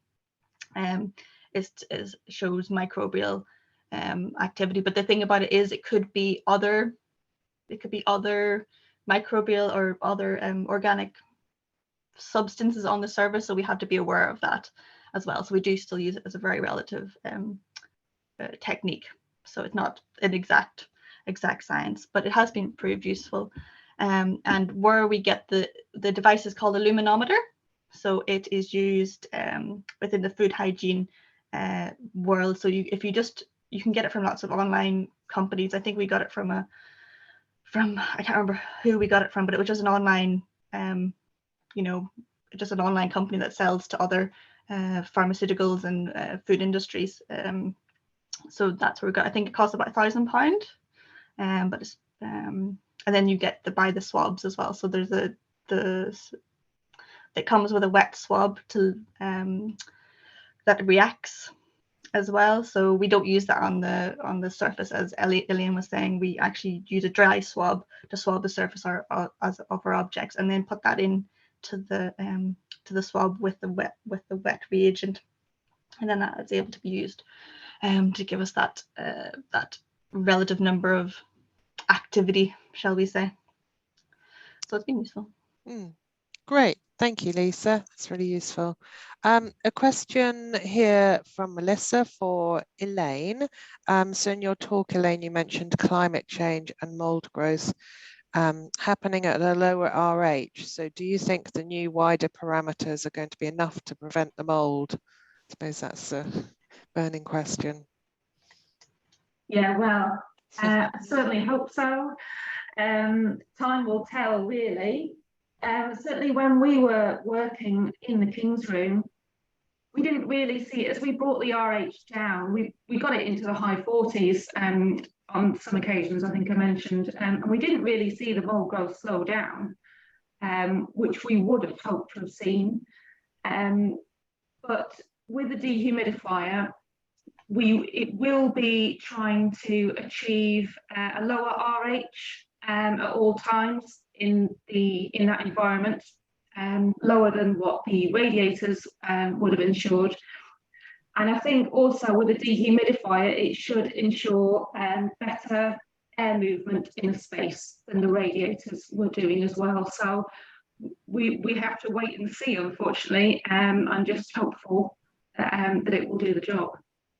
Thanks, Elaine. Yeah, it's certainly it's the long game, isn't it? I think with mould.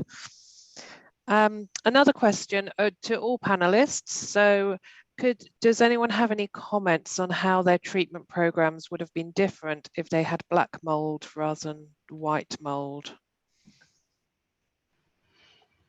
I don't think I can speak for the National Trust.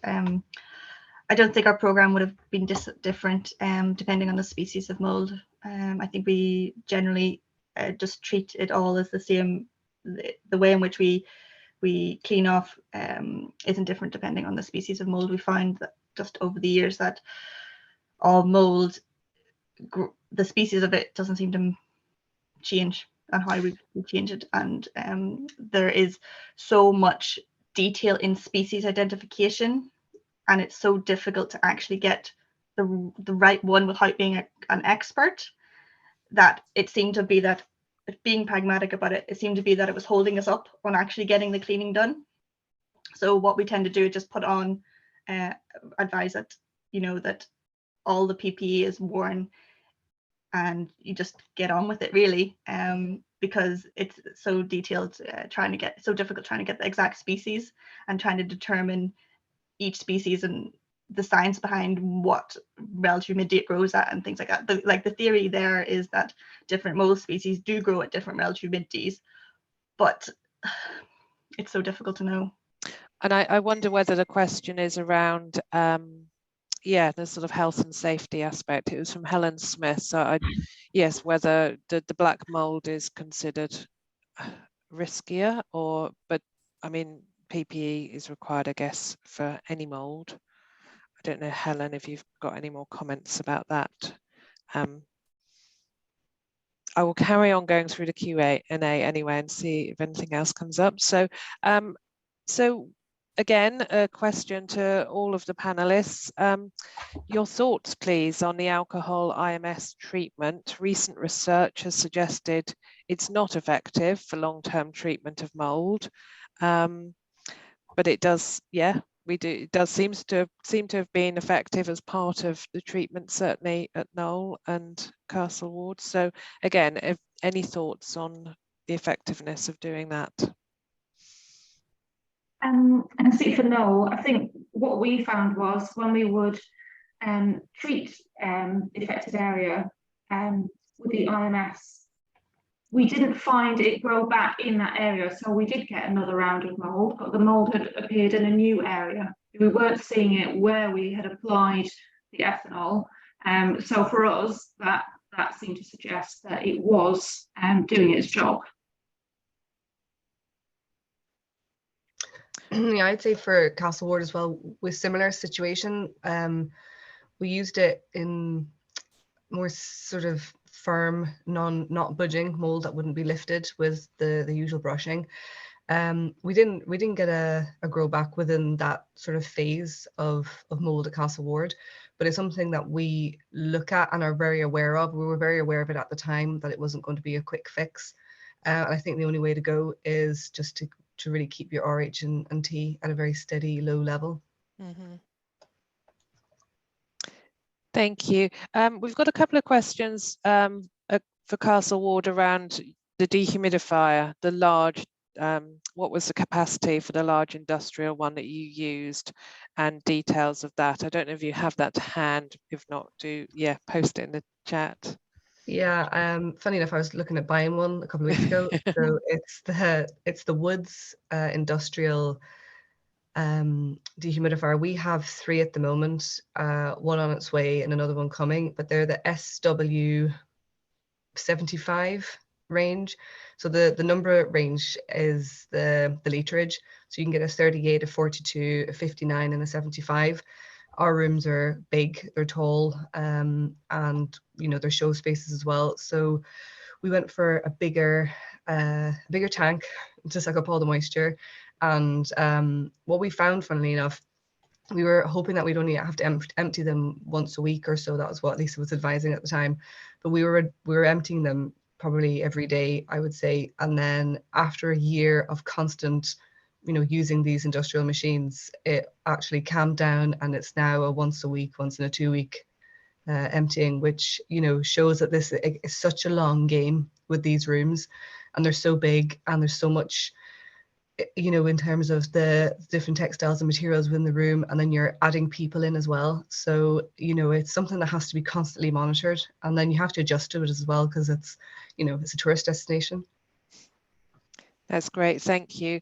Another one, so whilst you're there, about Castle Ward, did you find mould behind the paintings as well? We did, yes. Okay. A lot of it was with the paintings.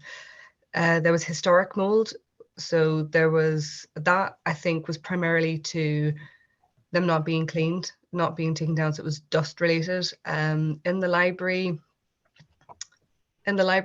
it was only on one wall that it was bad, which was that same back wall, the external wall, where we have a drain pipe that goes from the top of the house right through to the basement. There used to be a window there that was blocked up, and that was that same section of the cupboards, the bookcases, that we found that it was sort of more encompassing in the lower sections of the bookcases. So in the backs of those paintings, in nooks and crannies behind the wooden sort of struts, that was where we found it. Not so much in the other places, but when we did find mould on the backs of the paintings, we found them in the saloon as well. And what we were advised to do was to not only clean, the backs of the painting themselves, but then also to clean the wallpaper. So it sort of doubled the job very quickly. Great, thank you. A question again to everybody, and possibly anyone in the chat as well, anyone listening that has any advice. So any suggestions for spot treatment for small areas of mould on prehistoric pottery?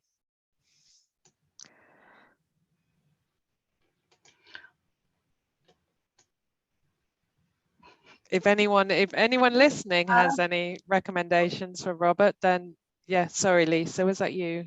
I was just saying pass. Okay, well anyone who's attending, do put anything in the chat for treatment. I presume if it's prehistoric, yes, it's that going to be that permeable surface, isn't it? I would say about just, and I think that's one of the things I found quite interesting about Claire's talk, is to like really double checking, actually, is that mould that you're dealing with, and yeah, I'd definitely be having maybe a slightly closer look to check that it wasn't. I'm assuming if it's prehistoric, it's probably archaeological. So yeah, that'd be something wanting just to double check. But then yeah, I'll open it up to everybody else in terms of what treatments that they would recommend. I think just thinking about it in terms of the materials of the pot, presumably it's clay based, in which case I would just be very careful about if you were going to put it into a dehumidified space or room, just because obviously the age and the water content. If you were going to do that, which I think I would probably do, because again, with the IMS on a a non-glazed surface is just asking for trouble. But a very, very, very slow approach to the dehumidification on that area and then just brush it off would be what I would do from that sort of property, you know, guns blazing approach. Yeah, that's actually a good point, Niamh. That's something we didn't touch on. We could have done lots of extra bits in our presentation, but we had to keep it focused on to get into the 20 minutes.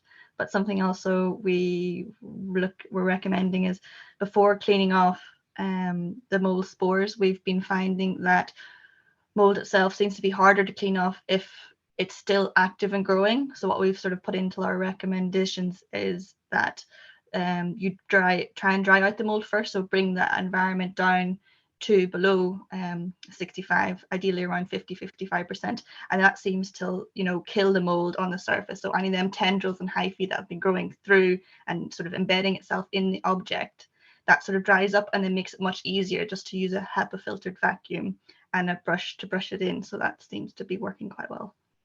So that's another top tip. Yep, thanks, Lisa. And just as a reminder, we're going to be following up today's session with something on social media with top tips to do with mold. So we'll be coming back to you to ask for all your top tips. Elaine, did you swab the back of the tapestries with the IMS? Were they vacuumed and swabbed with the IMS?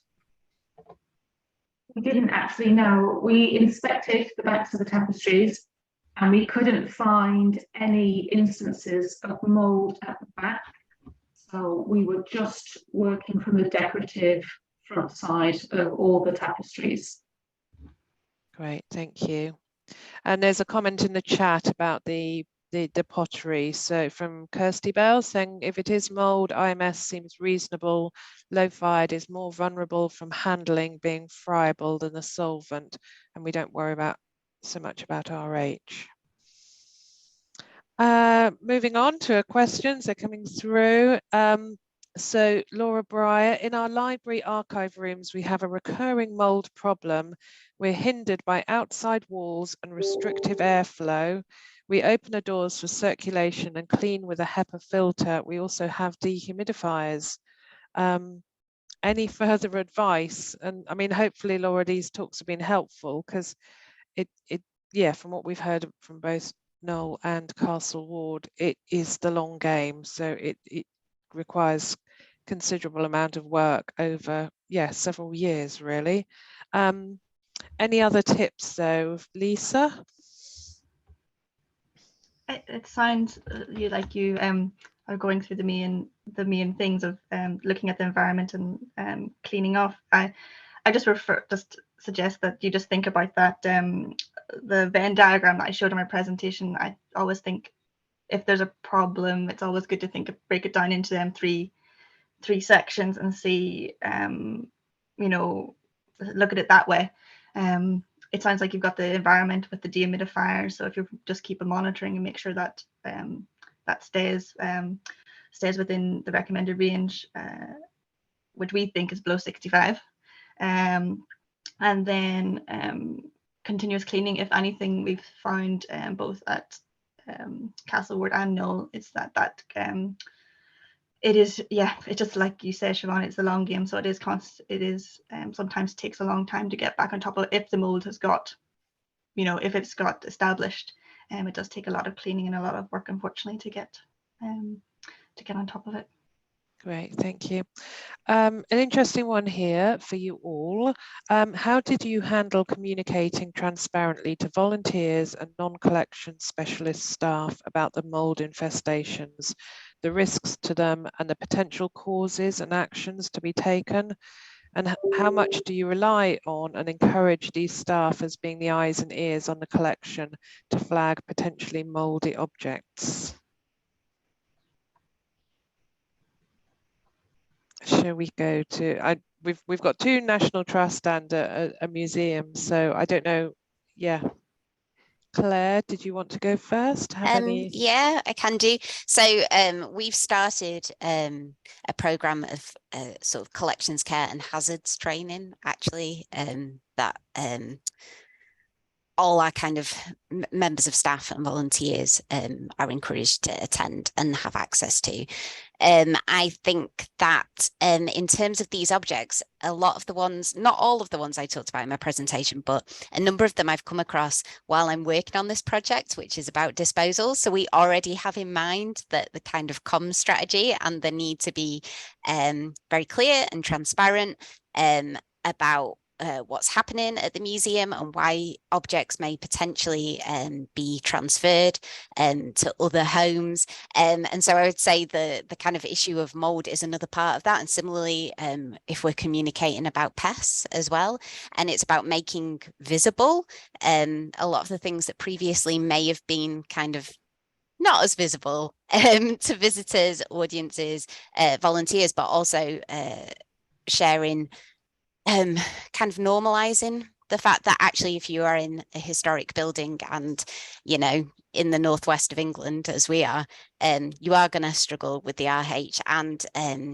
a lot of the solutions in terms of environmental control aren't necessarily something that's available to a lot of smaller museums in the current climate with funding and everything. So yeah, I suppose it's a careful transparent communication with everyone.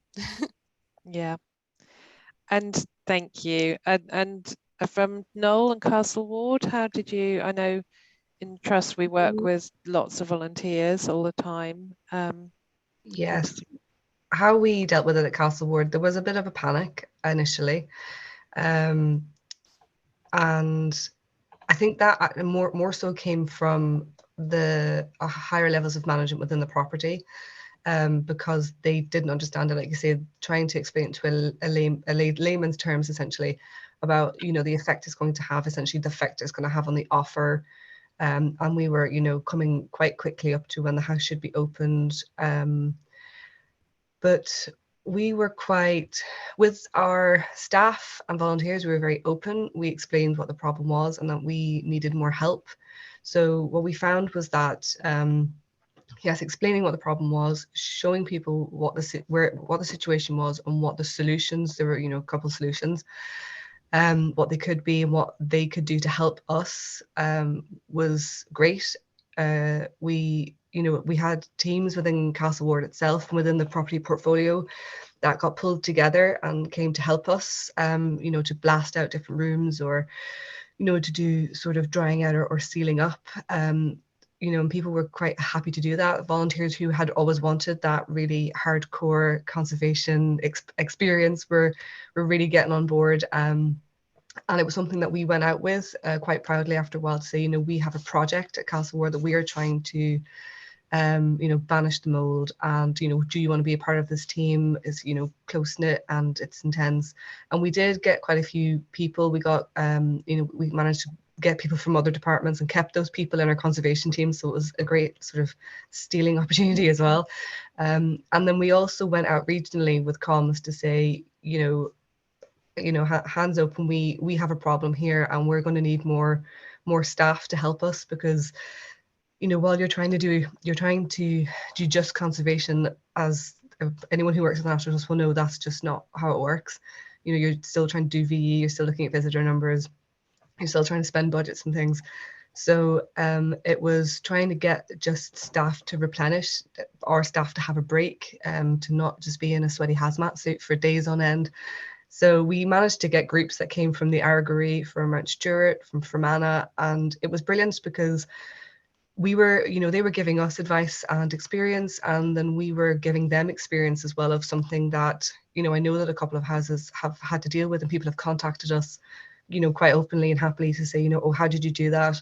So yeah, by being open, it helped us a lot. I know that there was a different type of comms that went out to the public, because we did decide to keep our house closed 2 floors at a time, just to give us that space. And yeah, the public didn't really need to know the ins and outs and nitty gritty. It was just a more in-depth, deep clean that the house needed to have. And, you know, people don't really want to know unless they really want to know. And then that's a volunteering opportunity for them and for us. So there's ways and means that you can spin it if you keep the positives going. Great, thank you. We've got a couple more minutes. There's quite a few questions, but hopefully we can pick some up later as well. Sorry, I was just reading something else. So we've talked quite a lot about dehumidifiers. We have a question where there's need to replace dehumidifiers, and just thinking about sustainability and a carbon footprint. Do any of you have any, or again, anyone sort of listening in, have done any research on recommending sort of suppliers of sustainable dehumidifiers, and also any experience of using ultrasonic dehumidifiers? No, I've never heard of the ultrasonic. Okay, it might be one for a chat. If anyone in the who's listening has sort of looked into the sort of carbon footprint of different models, that'd be really useful to know. And if not, it'd be the only thing I would say is that if you look on, it's really difficult. Manufacturers keep changing and rechanging and upgrading their models.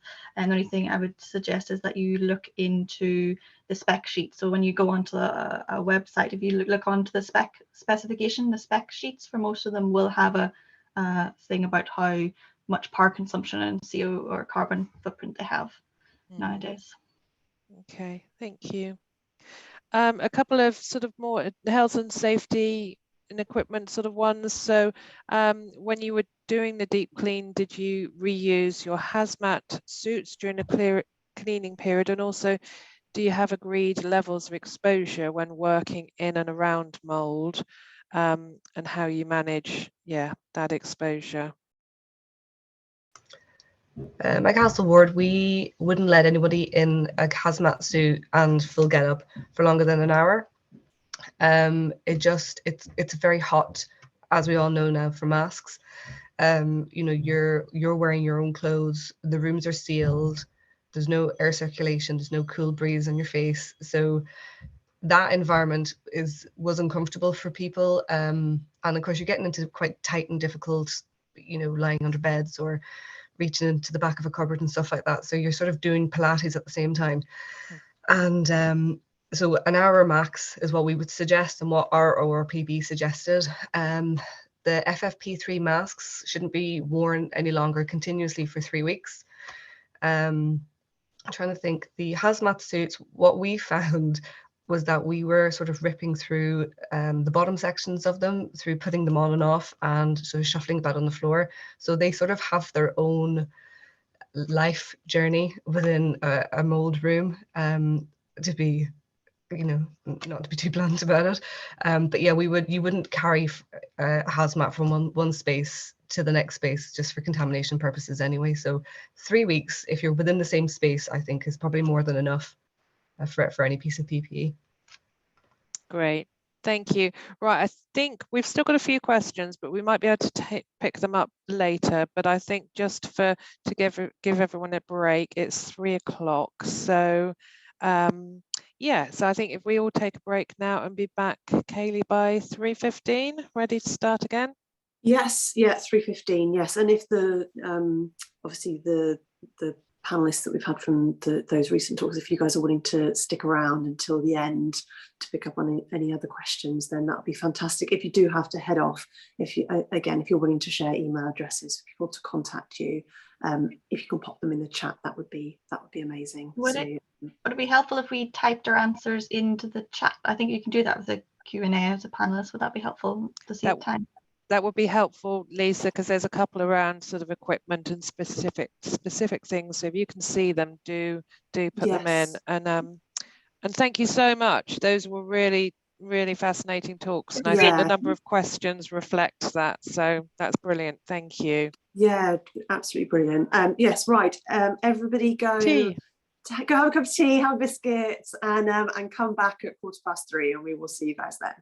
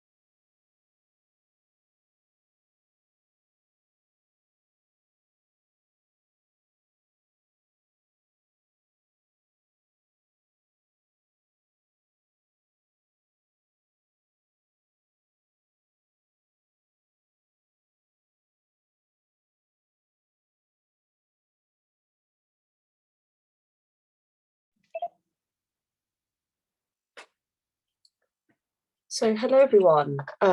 It is 3:15, so I think we're going to kick off our second session of talks. The first one for this session comes from Emily Watts on microclimates and mould at the British Library. Emily has an MA in preventive conservation from Northumberland University, and having worked for the National Trust, British Museum and Royal Air Force Museum, Emily now works part-time for the British Library as Collections Care North Manager and as a freelance consultant. So Emily, I'm hoping that you are there. You can just sort of say hello so we know we can hear you. Hi, yeah, I'm here. Brilliant. Now, I know you're presenting your presentation live, so do you just want to make sure that you can share your screen and everything? Yeah. There's always that dreaded moment, isn't there? Yes, I'm hoping that it's a bit smoother than it was in rehearsals. So yes, and I can see your screen now, so fantastic. Cool. Perfect. Okay, are you happy for me to go? Yes, fantastic. Go for it. I'm just going to mute myself just so that I don't cause any echoes. Cool, great, thank you. Hi everyone, and thank you for the Care Collections Group for having me this afternoon. So today I'm going to talk through a mould outbreak we experienced in one of our stores and detail the different stages of our response and investigation to the outbreak causes. But first, just to set some context. So the British Library has two sites, one in St Pancras in London and one where I'm based in West Yorkshire. The Yorkshire site covers 43 acres of what was a former munitions factory in the 1940s, and some of the buildings date from this time. 75% of the overall BL collections are stored here in Yorkshire, including the National Newspaper Archive.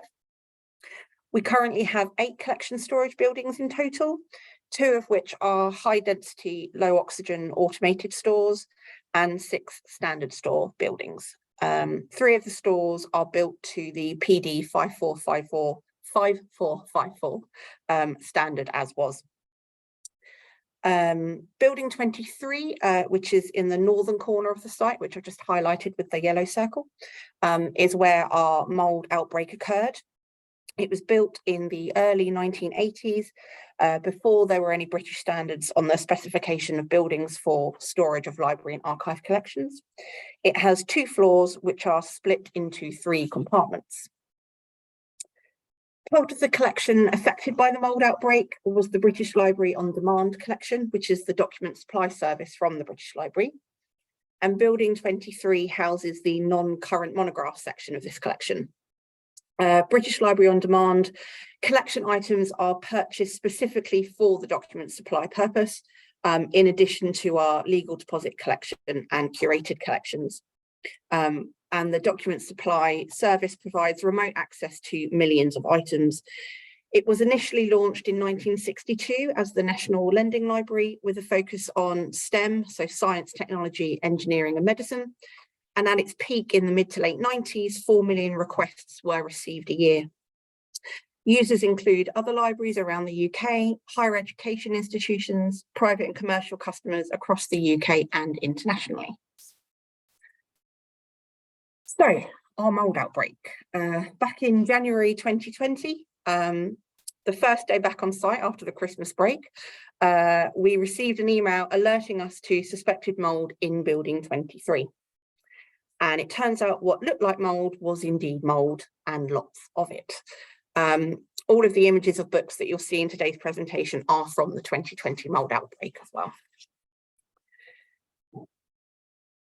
Our initial response can be broken down into 4 stages. So firstly, inspection. We visited the store immediately after receipt of the email to inspect the areas of concern. And then secondly, confirmation and communications. So due to how much mould there was, it wasn't difficult to see it, unfortunately. And then within an hour of being alerted, we were able to confirm the outbreak with the store's managers and inform them of our next steps. which were firstly restriction on 2 levels. Restriction was required. Firstly, physical access to the known affected aisles and any additional adjacent aisles was put in place. This was communicated to stores managers for cascading to all of their teams, as well as signage and barrier tape put up in place as physical aids to the aisles themselves. Secondly, we needed to restrict the ability for the affected items to be ordered by our readers, customers and staff. And this was done by contacting our metadata quality team, who can update the records on the cataloguing and the ordering system. Lastly, we needed to plan. We planned to carry out a more thorough assessment over the coming days to determine the scale of the outbreak, how many aisles and how many individual books were affected. Once the scale was known, we could look at which strategy for cleaning the mould would be best. We also looked at what we could do immediately to prevent the mould outbreak worsening and investigate the cause of the outbreak. Further assessment in the store told us that mould was only present in one compartment, compartment A. It was at the back and north end of that compartment, and 4 aisles were affected in total. And it was predominantly the lower shelves of these aisles where the mould had grown. Mostly, but not exclusively, cloth-bound books were affected. Their covers and the edges of text blocks. The mould hadn't yet appeared on the inside pages of the books. We undertook a range of activities to prevent the mould outbreak worsening, which included placing additional environmental monitoring sensors in the problem aisles, so we had accurate data and could respond to any periods of high relative humidity, visual checks and taking photos to make comparisons, and methods of local environmental control, including increasing airflow once the books with no mould were removed, small portable heaters to raise the temperature, or dehumidifiers to reduce the RH. We took weekly photographs of the same collection items to make a comparison and see if visually if the mould was getting any worse. In the optimum conditions, mould can grow within a 24-hour period. So we wanted to make sure that for a very large outbreak, it wasn't going to carry on getting worse day by day. On our checks, there was not any noticeable further mould growth from one week to the next, which suggests the mould had probably been there for some time, but luckily wasn't getting any worse, which was reassuring for us while we were organising for the external contractor to attend site to collect the affected items and take them away for mould remediation. Due to the scale of the outbreak and the staff resources we had at the time, it wasn't going to be possible for us to process and clean the books in-house. As we began to investigate the possible cause of the mould outbreak, our initial thoughts were, had there been any undetected water ingress? Building 23 has had past water ingress incidents, some undetected, which were only discovered at a later date when books were retrieved and found to be mouldy. However, in these previous examples, the location of the mould was very localised, and in this outbreak, it covered the breadth of a few aisles. We checked for any signs of water ingress from ceiling, the roof and the walls, but nothing was found. There was also no plumbing nearby which could have leaked. We next considered if it could have been caused by rising damp, but again, no obvious signs. Our estates team also later confirmed no rising damp after their own investigation into the fabric of the building. Of course, we also interrogated our environmental data, and there was nothing unusual to note. No long periods of high RH. Both the collection care team monitoring system and the building management system sensor data was checked. Both system sensors were positioned approximately in the centre of the compartment in order to get an average and ambient environmental reading of the environmental conditions in it. For the year prior to the report of the mould outbreak, our data was showing that the RH levels were under 60% for most of the time, and therefore, in theory, there was a very low risk of mould due to the environment. We moved the compartment sensor to one of the mould affected aisles until we could get additional sensors in place. And the readings indicated by the yellow circle show when the sensor was moved and clearly shows quite a difference in temp and RH from the centre of the compartment. We visually inspected and monitored the temp and RH in the corresponding aisles in compartment B, with the 2 compartments being pretty much identical. However, there was no mould present in B, and the temperature and RH levels were okay and more in line with the rest of that compartment. indicating that there was a specific microclimate issue in compartment A only. As part of our investigation, we mapped out the mould locations. Mapping the mould outbreak by shelf not only helped us calculate exactly how many items had been affected, but also exactly where the mould was, so we could update our colleagues on which collection items and aisles were safe to access or not, and it also helped us begin to narrow down what the cause could be. When we started to monitor the temp and RH in the affected aisles at different shelf heights, we found that the lower level shelves, the temperature was a lot cooler than at the same level in aisles further into the store, particularly on the external wall, which was in line with where most of the mouldy books were found. Having deduced that the environment in the affected aisles was problematic, we needed to work out why. So we started with looking at the building's HVAC system. The HVAC system is across both floors in all 3 compartments, and each compartment has its own handling unit.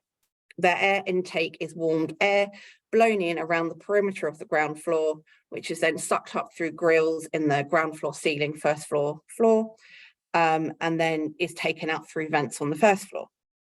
90% of the air is recycled, and the system has a grade F9 filtration. On the floor plan, the blue line denotes the location and length of the HVAC ducting, which when we looked at it, we realised it was not long enough to have an effect on the penultimate and last aisles at the back of the store. Additionally, with the density of books on the shelves, there is very little airflow between the aisles, only along them. So without the HVAC system directing air down the mould affected aisles, this would leave the air there quite stagnant with very little airflow to move any mould spores along. So having looked at the HVAC system, our attention was then drawn to the smoke vents on the northern external wall of the building. They are down the length of this wall of the building, and their original purpose was to aid people evacuation of the building by letting out smoke as quickly as possible. The vents in compartment A are on the back external wall of the building, directly behind a row of shelving with collections on. While when building a new store today, we wouldn't want to specify shelving be placed on an external wall necessarily, at the time this building came into use in the 1980s, storage space for an ever-growing and in-demand collection was at a premium, and collection care as a discipline was only in its infancy. So using the external wall wasn't thought to be an issue at the time. While the smoke vents are closed, they are not a close, snug fit, and you can feel outside air coming through the gaps around the edge of the vents. Additionally, as the vents were designed to let smoke out of the building, they do not have any integrated air filters. So then we started to look at what was going on outside the building. With compartment A and B being the same, both with smoke vents on the back wall, but mould only occurring in A, not B, it led us to consider what was going on outside the building. The landscaping around the back of the building makes the internal ground floor subterranean to some extent due to a change in exterior ground level. This end of the building is north facing, so receives no direct sunlight. Although the exterior ground level is still higher on the compartment B side, it is more open than on the A side. On the A side, as you can see in the images, stone gabions, a later addition placed in to shore up the earth bank, make the gap between the earth bank and the building much smaller than on the B side. We considered if this was enough of a change to create a damper microclimate on the compartment A side of the building. A smaller space perhaps meaning less airflow, and the air and ground here being damp a lot of the time due to not receiving any direct sunlight. With all other possible causes considered and investigated, we concluded the mould outbreak was due to a combination of factors. Firstly, untreated and unfiltered air coming into the building via the smoke vents. The external environment where the smoke vents let in the air had its own damp microclimate. The HVAC system did not provide environmental control or airflow for the affected aisles due to the trunking being too short, and tightly packed shelves that do not allow airflow between the aisles. The last 2 points definitely proved to be as problematic as the smoke vents and the damp air coming in from the outside. As a preventive measure, once we knew about the mould outbreak, we raised the temperature of the whole compartment to see if it would raise the temperature and reduce the RH in the end aisles.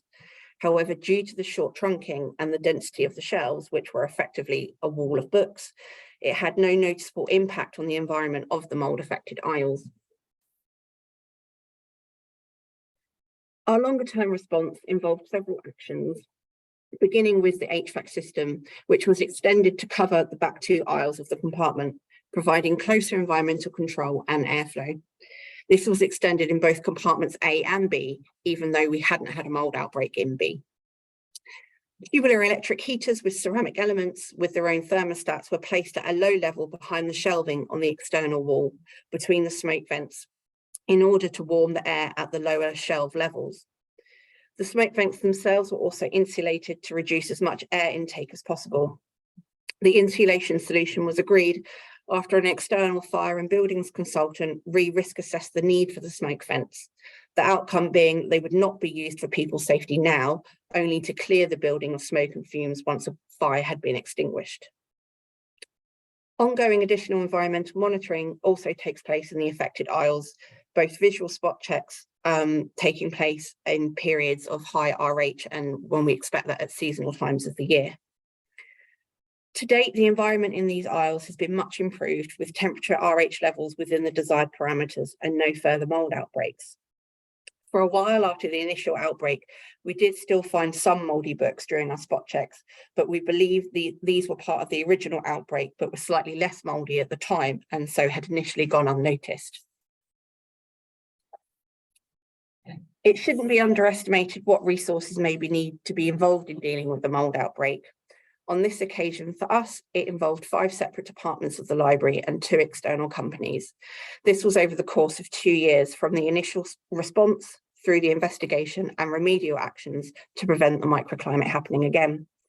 With the pandemic occurring shortly after the mould outbreak was discovered, implementing the remedial actions took longer than it might otherwise have done.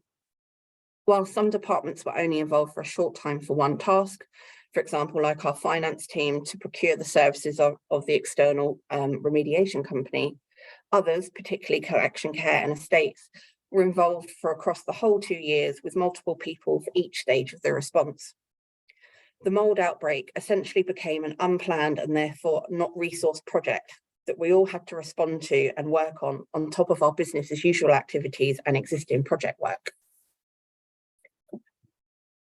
A positive action that did arise out of the mould outbreak was that it prompted us to put together a mould response box. This box contains everything you could need to deal with an outbreak initially, including personal protective equipment, so a range of sizes of disposable gloves, FFP3 face mask and disposable aprons, alcohol disinfectant wipes for people, work surfaces and shelves, not the books. Documentation, including a copy of our risk assessment and our standard operating procedure for responding to mould. Forms to document the books that were mouldy, which were triplicate forms, so you can leave one on the shelf, one that stays with the book when it goes to the quarantine room, and one for our office. We also have a range of signage and barrier tape that we use to inform staff and restrict access to any mould affected aisles, and also a range of sizes of Ziploc bags to isolate and take away mouldy books. For multiple items, we have designated lidded crates. While we always had all of the box contents on site, it was not necessarily always stored all together in one place, so you could just grab it and go when you need to. And when we had a mould outbreak of this scale, you really do want to be able to respond quite quickly. So now having the mould response box means that we can respond more efficiently and quickly and know that initially we've got everything we're going to need for that initial investigation and documentation stage. And that's it. Thanks very much.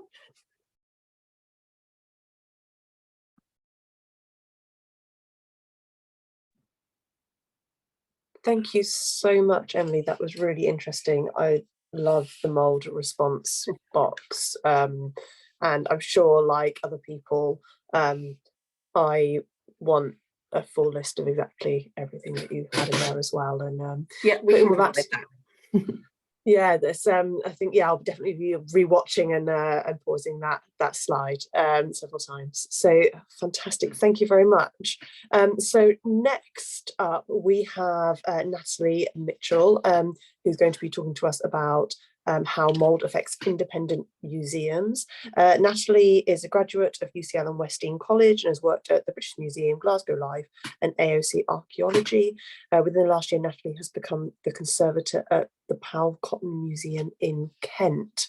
So Natalie, are you there? Can you mute? Oh, hold on, I'm not seeing you up on my list. Bear with me.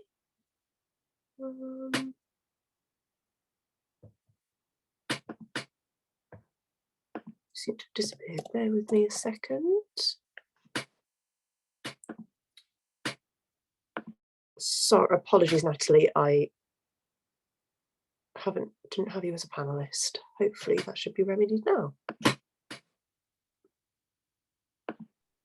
Hello, thank you. Hello, sorry. That's okay. I thought I'd been really good at checking to make sure that I had activated everybody as well, because I knew some people were coming in slightly later, so apologies. I think you've been sat there for a little while. That's okay. So yes, so Natalie, and I know you're presenting your presentation live, so I'm happy to hand it over to you. Okie dokie. I might need a little bit of help just sharing my presentation, if that's okay. Okay. So as a panelist, hopefully you should just be able to share your content. But let me just... share screen. Yeah. Where's my desktop? Desktop.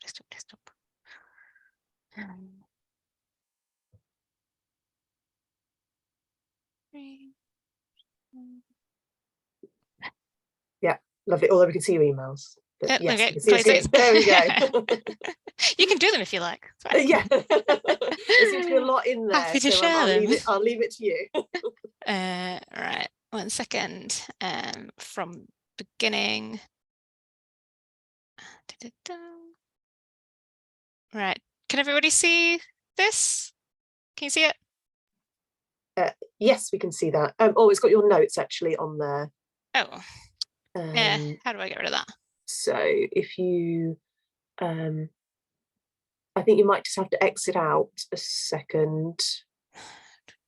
Stop sharing. So there's a screen.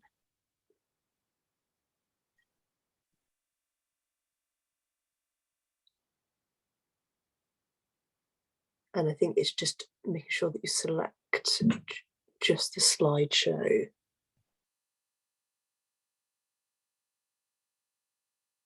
All right. Oh, can everybody see that? Nope. Nope. Sorry, can I chip in? Yes, this happens to please me a do. lot. This happens to me a lot. Have you got 2 screens? I've unplugged one because I was worried that was going to cause a problem. If you go to, when you share green, if you go to the top, there's an option for display settings. So when you see that slide with the notes. So if you go to share and then the presentation again. So if you want to share your screen with us, Natalie, because at the moment we can only see you. Okay, yeah. That's it, brilliant. And then if you open up the PowerPoint and go to slideshow. Slideshow, yeah. Yeah, from beginning. From beginning, yep. That's it. Yeah, there we go. That's it. Brilliant. That's perfect. Thank you. Sorry, you can tell I was on holiday last week when you was doing the test run. Could have done with that. Right, so if we're good to go, I'll get started. So hi, I'm Natalie. I'm conservator at the Powell Cotton Museum. Today I'm going to be talking about the mould issues we've been experiencing at the museum and projects that we've been developing to try and deal with our problem. We are really just at the beginning of our journey compared to everybody else who's either already dealt with or currently dealing with the issues. So today has been really, really useful for me. And basically just kind of going to run through like the context of our issues and kind of like what we anticipate to be basically doing for probably the next few years to deal with our issues. So to give you some context to how our mould outbreaks have come around, I think it's best to give you some background information about the museum and our collection. So similarly to some of the other properties that have been discussed today, the museum was built on the Quex estate in Birchton, Kent. It's a historic property. The house itself is a Victorian restyling of a Regency country seat, itself built on the grounds of an earlier medieval property. The house was not sort of suited to showing off the Powcotton family's growing and varied collection, and therefore from the 19th century until the 1970s, a series of linked pavilions gradually morphed onto the house and forms the museum that we see today. Unfortunately, the design of the space is not well suited to storing and maintaining such a varied mixture of zoological and material culture items. Poor design and building quality has led to the gradual deterioration of the aging infrastructure. The Powcotton Museum, sort of far from being a single cohesive space, sort of custom built for a specific purpose, is a rather curious mismatch of buildings designed to house the fruits of basically one man's hobby. As such, it's proved to be in recent years unfit for purpose. The museum is collection is a result of the colonial era collecting. It's estimated to hold over 20,000 material culture objects, 6,500 mammal specimens from Africa and India, as well as extensive collections from across Asia. The museum houses some of the oldest and largest taxidermy habitat dioramas in Europe. This includes the Kashmir diorama, which was completed in 1910. The museum also houses internationally significant primate collection and very significant historic collections from South Sudan, Cameroon, the Democratic Republic of Congo, Somalia and Uganda. And the museum also houses the largest collection of Angolan artifacts in Europe. So for a small museum, we're really punching high with the standard of our collection. It's really significant and important objects. The collection is also unique because it's accompanied by a vast archive of photographic records which contextualize the collections. This includes supported materials of over 30,000 photographs and 40,000 documents. Quite unusually in our case, the museum was under family control until as late as 2006. The museum was built to basically display the family's personal collection. There were no dedicated storage spaces for the vast amounts of the collection that weren't on display. So therefore the collection is generally stored in cupboards inside gallery spaces, and also all non-gallery areas of the museum have been utilised for storage, including areas which aren't really appropriate, like basements and attic spaces. Whilst under family control, the upstairs of the house was also used as living quarters. Once they vacated, the museum took over these rooms to use as further object storage, although this allowed small space and some fitting out of some storage areas. The conditions within the upstairs of the Regency House are obviously not ideal either. Owing to the lack of space, we currently have no appropriate areas to be working on the collections, either for conservation treatments or for studying. Today, the museum has a small collections team, and for the first time, a conservator was employed, that being myself, and I only took the post last year. So yeah, so there's sort of been a lot of work to do to try and implement sort of improvements in the collections care. Just sort of to run you through the pictures in case you're not familiar with museums, the museum itself, you can sort of get an idea of the property and the types of collections and the scale of the dioramas that we have in place. So, like everybody, familiar photographs, we have inherited building issues such as rising damp, extensive roof leaks. The roof is now at a stage where patch repairs are no longer viable, and our only option is to have it replaced, which is at a financial cost that we cannot afford. The building issues are obviously having knock-on effects, and they're currently the collection department's main drain of time, energy, and resources. Since starting my role as conservator, I had been warned that previous collections technicians spent most of their time going around cleaning mould off of objects. I think somewhere within the museum mindset, this had been normalised rather than understanding the extent of the problem at hand. So here I've put together some photographs, examples just around the museum of like sort of familiar causes of the mould, kind of either at your work setting or maybe even at home. They're all obvious, there's nothing unusual about it. The the problems really stem from a lack of resources of being able to deal with the problem. So yes, substantial roof leaks, which generally move, they may go away, they often come back again. Rising damp, single glazed windows that are poorly sealed, and just being under-resourced in that, like, we have no environmental monitoring equipment that's satisfactory to understand what's even happening with our environment. Standalone monitors, which are all inaccurate anyway, so we don't even know that we're recording the correct data, other than a kind of one calibrated handheld RH meter. So it's been challenging. Reasons why I expect we're finding more mould recently include a raised awareness. I think generally there's more awareness of mould kind of in the home setting, that's been raised more kind of like on local news. People just become more familiar with it since COVID, as they have more increased kind of awareness of kind of general health and safety and air cleanliness. I think there's obviously an increased awareness because I've been in the post, and therefore I've been looking for the problems and found them. I think COVID probably has had an impact. We've had reduced capacity to look for the issues whilst the premises was closed. Also, it's interrupted routine maintenance and obviously changed how the building's being used, which has had knock-on effects to the museum environment as well.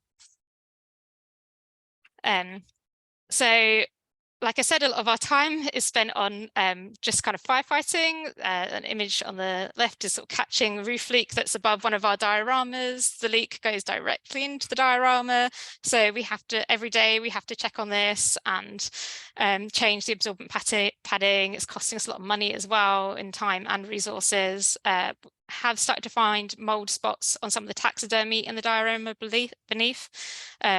So having to just carry out reactionary remediation treatments on this as we find it. And in another of our dioramas, this is our Kashmir diorama, our oldest one. It's not ideal.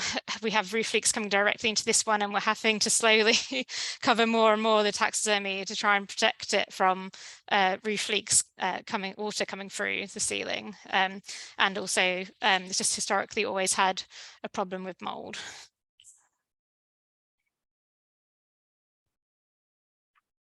Just going around our stores, mould starting to form in our textile store. Again, it's all obvious issues. The rolls stored close to the ground are having the biggest issues. Mould starting to appear on other objects just generally throughout the house stores. A very extensive amount of mould found on an object that was stored in the basement on a kind of in a cardboard box on a damp surface. Annually recurring mould on objects, such as a telescope, which is displayed at floor level in a really strange recessed area of the house. Mould spread through our whole entire entomology cabinet. It was positioned directly against a wall with no breathing space, and the wall was later found to have rising damp.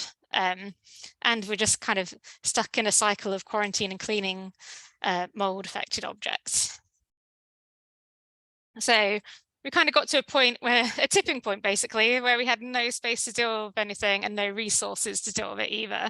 I was working through a backlog of items in the freezer that had been put there by a previous colleague of mine, and found a wooden object which I believed quite likely had active furniture beetle around the time it was frozen.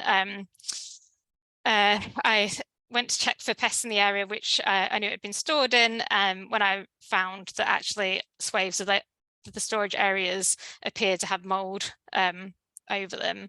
It just kind of felt like the final straw of an escalating problem, on top of the roof leaks, and also another issue of a potentially large outbreak of carpet beetle in one of our natural history stores. We were just at a point where, we really felt like we couldn't cope with the problems. Our hands were tied, really. No space to carry out remedial treatments safely or store the objects appropriately. How could we treat the mould problems without them returning? Obviously we just can't put them back in the same situation. It's an invitation for problems. All the objects stored in the galleries are at floor level. They're in really high, really tightly packed. So they've got forming microenvironments with high RH. There's poor accessibility, so condition issues are just going unchecked. Documentation is pretty inadequate in a lot of these areas, so the risk of information loss is really high. Conditions are also promoting risks of other damage, like physical damage from being stacked on each other without support, and also pest damage because we just can't see what's going on. And the collection in the areas that we think are affected in just these spaces alone is at least up to 2,500 objects. So our head of collections asked both myself and our natural history creator to sort of write down all our concerns, and collaboratively we put together, we gave her our thoughts, and she put together a really strongly worded letter to our trustees with a clear message that we need help now. So with the conviction of her letter and support from our new CEO, we were offered an opportunity to take an emergency loan to address the primary issue of not having space. In a matter of just a couple of months, we've ended up planning and implementing a collection storage project, which will include the movement, treatment and documentation of potentially thousands of objects from our galleries to an external store, which we'll be renting. This is brilliant because we obviously desperately need to address our storage problems. However, it's come with substantial pressure to utilise the funds immediately, which has been very challenging and quite stressful because obviously, as like so many people stress today, the importance of identifying the problems correctly and developing an appropriate response is really important. I feel like we've been quite pressured into taking action without, being able to necessarily thoroughly investigate our problems as we'd like to, such as developing a mould testing procedure.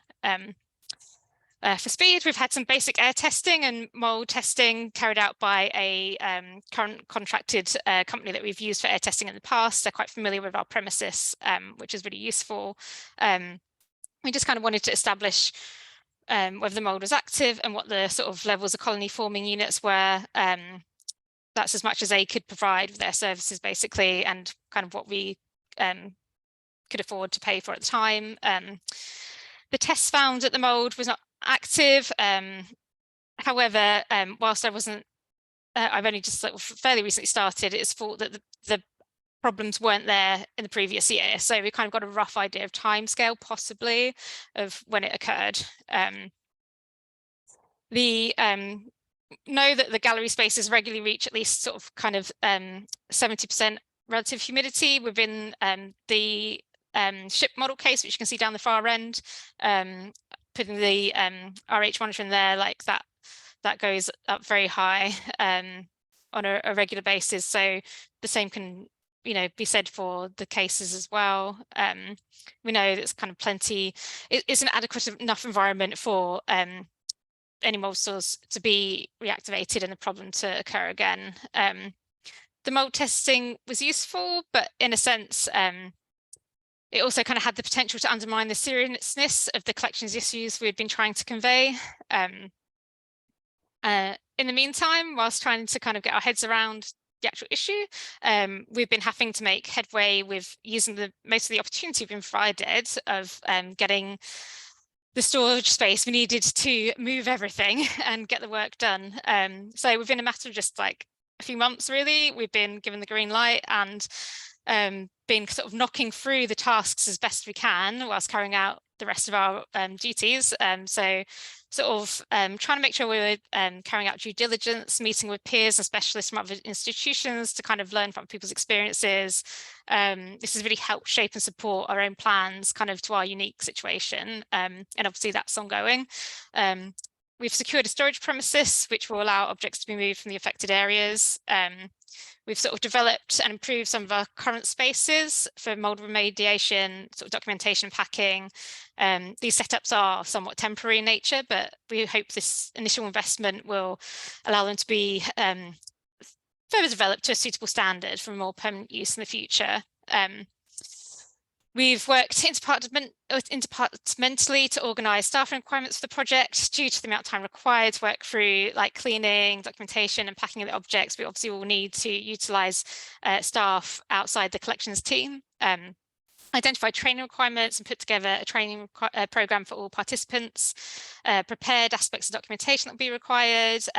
We've managed to win a South East Museums Development Grant to purchase some environmental monitoring equipment to implement more meaningful preventing conservation measures going forward, which is just, yeah, really exciting. We've been purchasing equipment and investing in our current assets, such as repairing our walk-in freezer. We've been trialing procedures for decanting, quarantine objects, and like mold remediation to come up with the best process we can provide with the resources we have to hand and what we can afford within our budget as well. So obviously, like, part of the problem is that they're in the gallery spaces, so it kind of makes it more tricky to deal with the problems. So the wider impacts to museums, we've had to put important projects on hold whilst we deal with this, and obviously at quite short notice, which is really stressful for a lot of people. This includes 2 major projects in addressing our colonial legacy, to which we are committed as a museum.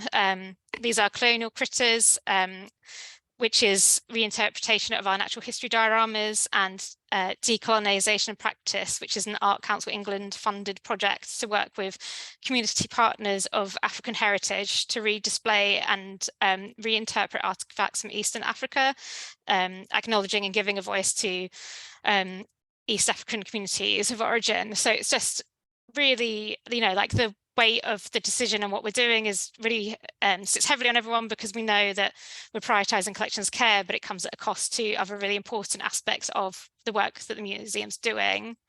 Obviously, that project, the last project, was Arts Council funded, so we're failing to meet funded deadlines. We're having to apply for extensions. There's going to be we have closed the galleries that are affected as a kind of the best method we can do to try and stop any spread, and also whilst we're working there, which isn't ideal for visitors or staff. There's a reduced staff capacity for learning and school groups, which is a major part of our output for the community. Staff are redeployed. Museum team members are spending less time on marketing.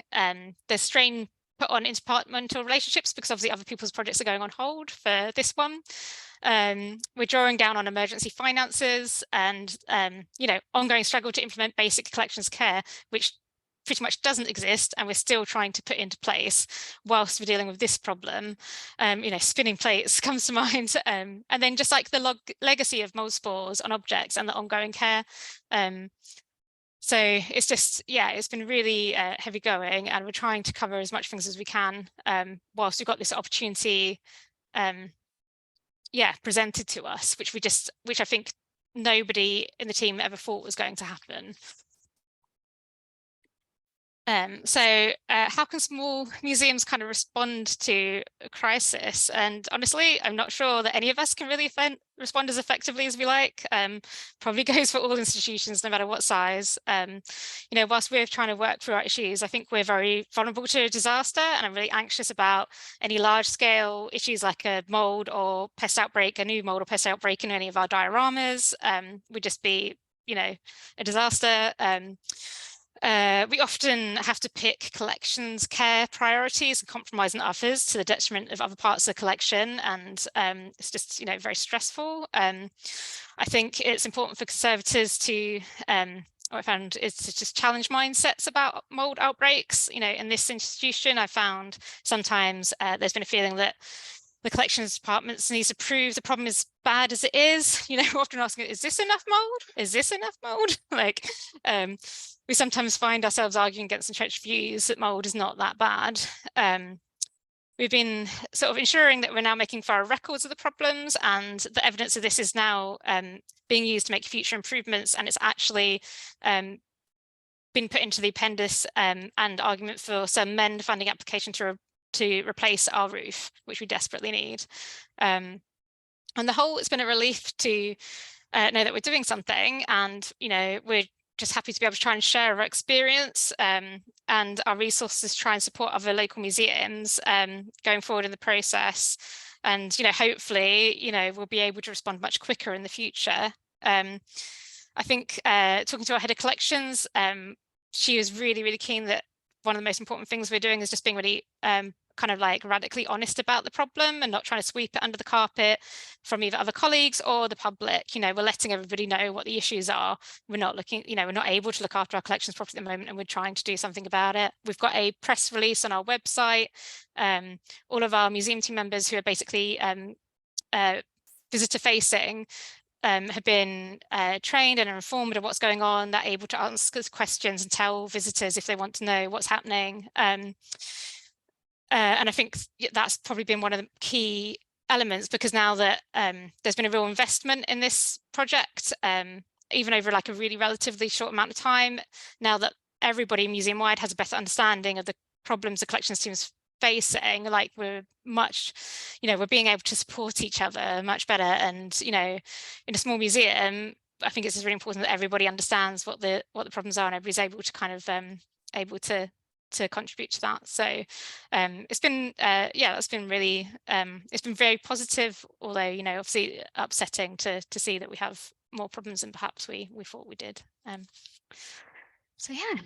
So, but yeah, and anyway, so that's pretty much it. We're hoping to push forward. Today has been really useful, so thank you everyone for your presentations, and anyone who has helped us so far with developing our project.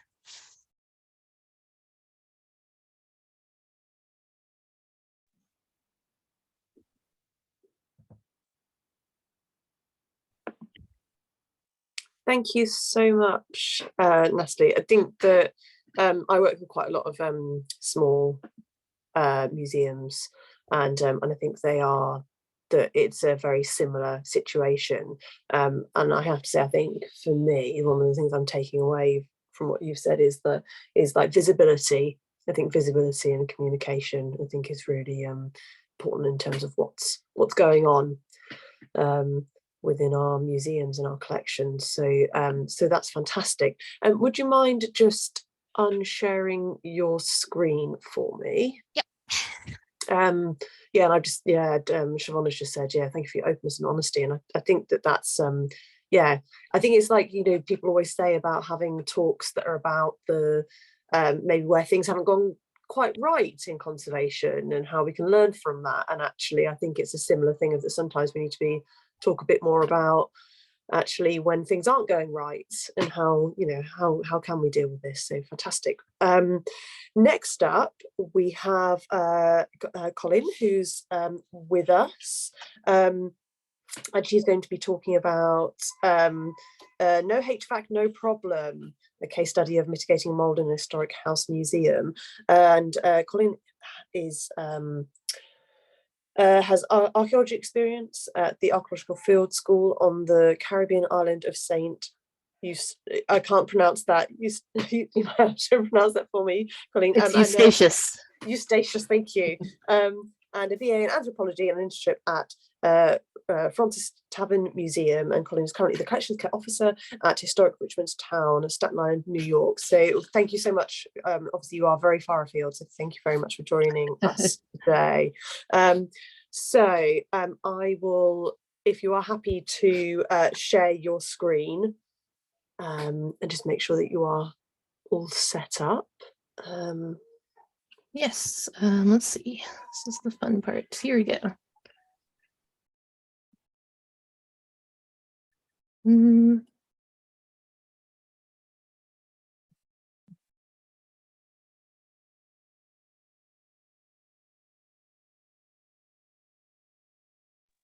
brilliant. We can see that. All right. Thank you. Excellent. So, yes, so I can figure out how to get Zoom to work. All right. Hello, everyone. My name is Colin Hunt. I am, as she mentioned, the collections care officer at Historic Richmond Town, New York City's largest living history village, historical museum, and arboretum, which is located on Staten Island. We care for nearly 40 historic structures and a permanent collection of more than 80,000 artifacts, photographs, and archival collections, all of which are housed on site. My position was created last year in part to undertake some of the cleanup necessitated by the inactivity of the site during the pandemic. This is likely one of the reasons we are seeing mold where I'm told there wasn't any before. These areas, although once again open to the public, still have less activity and interaction than they did in years prior. So I'm happy to hear that I'm not alone in my situation here. I guess I'm happy. During my regular cleaning over the past few months, I discovered mold in 3 period rooms in these 3 different historic house buildings on site. All 3 buildings have minimal climate control, only heat during the winter months up to about 13 degrees Celsius. There's no AC, the doors and windows aren't sealed by any means, so they're very strongly affected by outside conditions. So I'll quickly show you the 3 spaces. During cleaning, I noticed mold on most of the furniture in the sparsely furnished 2nd floor bedroom. One of the reasons it had not been caught by interpreters is because this room is particularly dark and is in an area that is only open for school programs periodically. The next space is 2 sets of drawers in our recreated general store. It seems the drawers were filled with some deteriorating collections items and closed many years ago and haven't been opened since. So they were kept dark with no air circulation, and there's a theme there. So our final dark enclosed space is I discovered mold in a cabinet that had been kept closed in a damp basement kitchen. This room had been completely unused since the pandemic, in part because of the overwhelming smell of mildew, which you can see visually evident on the door here on the right. So I'm just going to go through my planning process. I started by checking to see if my museum had any existing institutional guidance for dealing with mold in collections, objects, and areas, which it did not. Part of my job is that I'm working to create a housekeeping manual for the organization, so this planning will now go into that. There are a lot of considerations that went into this project, and I would say give yourself plenty of time for planning, as others have said, especially if you're both planning the cleanup and implementing it. This isn't something you should try to deal with on a tight deadline because of the various risks involved, and it just probably won't work out how you want if that's the case. The first decision I needed to make was whether this was a small enough outbreak to deal with in-house. The criteria for that was easy to find, but not necessarily easy to interpret, since my mold was spread out over 3 different locations. In the end, I decided that this situation fit under the criteria of a small to medium outbreak. Other considerations was that it was an all-white mold problem caused by normal conditions and not something like black mold due to water damage. Most museum-related information I found on mold was usually in the context of libraries with water damage and generally defaulted to stick it in a freezer and contact a conservator. Not only were my affected objects large pieces of furniture like a sleigh bed and dresser that would not fit into a freezer, even if I had one, but in our case, many of the objects that had been affected were not priorities for conservation, which is one of the reasons why they were chosen for these minimally climate-controlled spaces in the first place. There were a lot of concerns that I had going into this project, causing me to push back starting for a while to make sure I had everything just right. Number 1 was health concerns for myself and other employees and guests. Information about cleaning mold is frightening and intimidating to some degree. I'm sure for good reason. And so one of the things I had to do was accept that I was doing my best to mitigate risk and that my mold issue was small enough and my exposure would be relatively brief enough that the chance of long-term effects are probably relatively low. I also don't have any pre-existing conditions to take into consideration, but I do think it should be taken very seriously. And you shouldn't hesitate to contact your mediators if you have any doubts, and hopefully your organization will support you in that. Another concern was for the collections objects in our care. I was nervous about potentially spreading the mold to other areas, either by stirring it up in the air or by not cleaning my equipment or objects properly.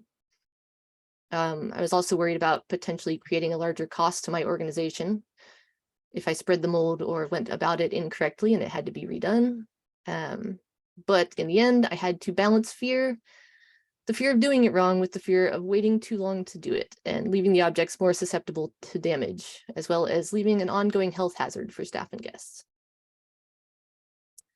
Some other things I considered with cost were the cost of equipment and supplies. Thankfully, many of the supplies needed for this level of mold cleanup are relatively inexpensive. And also something to consider is the potential monetary loss for tours or space rentals during cleanup or maintenance, or conversely, the cost of the space if the space is not available due to an ongoing mold problem. Also, the cost of staffing and salaries, the cost of my time to plan and implement this project, including the cost of future upkeep. For example, if I need to check on and empty a dehumidifier a few times a week or turn on and off fans daily. I also had to consider assistance from other staff. Some of the ways that manifested was the rest of the collections department was needed to assist with moving larger objects such as bed frames, tables, and mattresses. The collections manager needed to know what to do with objects if they needed to be deaccessioned or removed from display, or where to store them while we wait to see if they're safe to put with other objects. I also needed the buildings department to assist with things like disposing of moldy mattresses and potentially fixing structural issues. I needed the support of the director and accountant to approve expenses during a tight budget period. And finally, I needed the education department to adjust their plans as needed so I could safely clean the spaces without students and other guests in those spaces. It may also require some participation in the future from educators to turn on and off fans, open windows, or keep an eye out for mold. Like many smaller history museums, we're a smaller staff, so many of our departments are actually just one person, so that puts more of a strain on planning than it may seem. To move on to equipment, for PPE, I ended up purchasing both a half-face respirator for myself and disposable respirators for anyone who may need to assist me. I wanted to get a fit test as recommended, and I don't know how it is over in the UK, but here in the US, I found it very difficult to figure out exactly how to get one of those done. So I did my best with internet instructions on self-testing. Non-vented eye goggles were also more difficult to find than I expected. Be aware of any that are, quote, anti-fog, because those do have vents. If you end up with the right ones, you will know, because you will definitely need anti-fog wipes to see out of your classes. Coveralls can be either a lab coat like I'm wearing here, or disposable smocks. For gloves, I just used basic nitrile disposable gloves, and shoe and head covers are optional for this level of mold. Here's a relatively exhaustive list of the tools and equipment that I used. Some are obvious or more frequently mentioned, but others I discovered I needed during the process. Like, for instance, a headlamp to see the mold hiding in these darker spaces while I worked. Alcohol wipes for wiping things down at the end of the day. Ziploc bags for disposing of gloves and bits of soot sponge, and also to transport dirty brushes off-site. And do not enter signs to keep others out of the area while cleaning is taking place. I purchased a set of inexpensive natural hake brushes so that I could dispose of them after the project.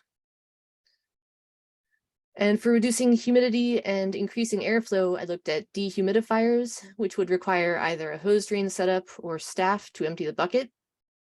Desiccants like Damperid, which collects moisture from the air in lesser quantities but requires no electricity. And silica gel, which I quickly decided would be unfeasible due to the fact that none of my spaces were particularly well sealed.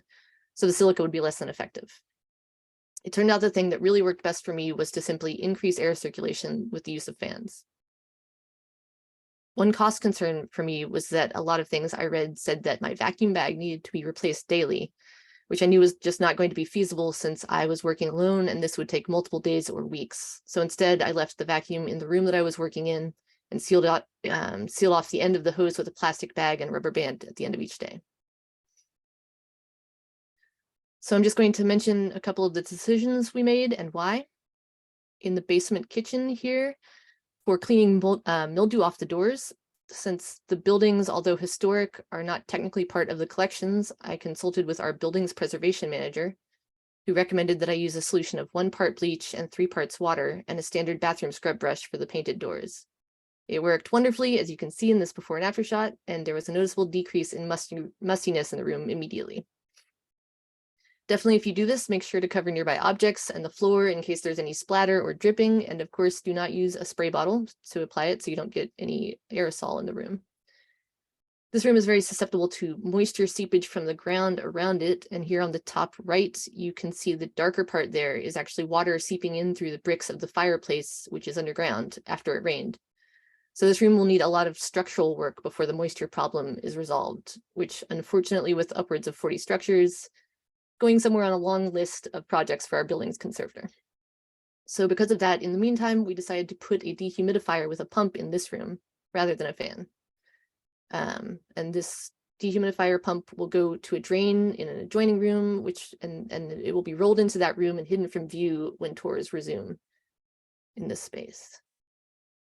And thanks to the excellent suggestion from Lorraine Finch in a recent workshop, I created an approximation of a fume hood and used that in the basement kitchen where getting objects outside was not as much of an option. For the bedroom, I closed the door and put a fan on low pointed away from the mold to increase air circulation.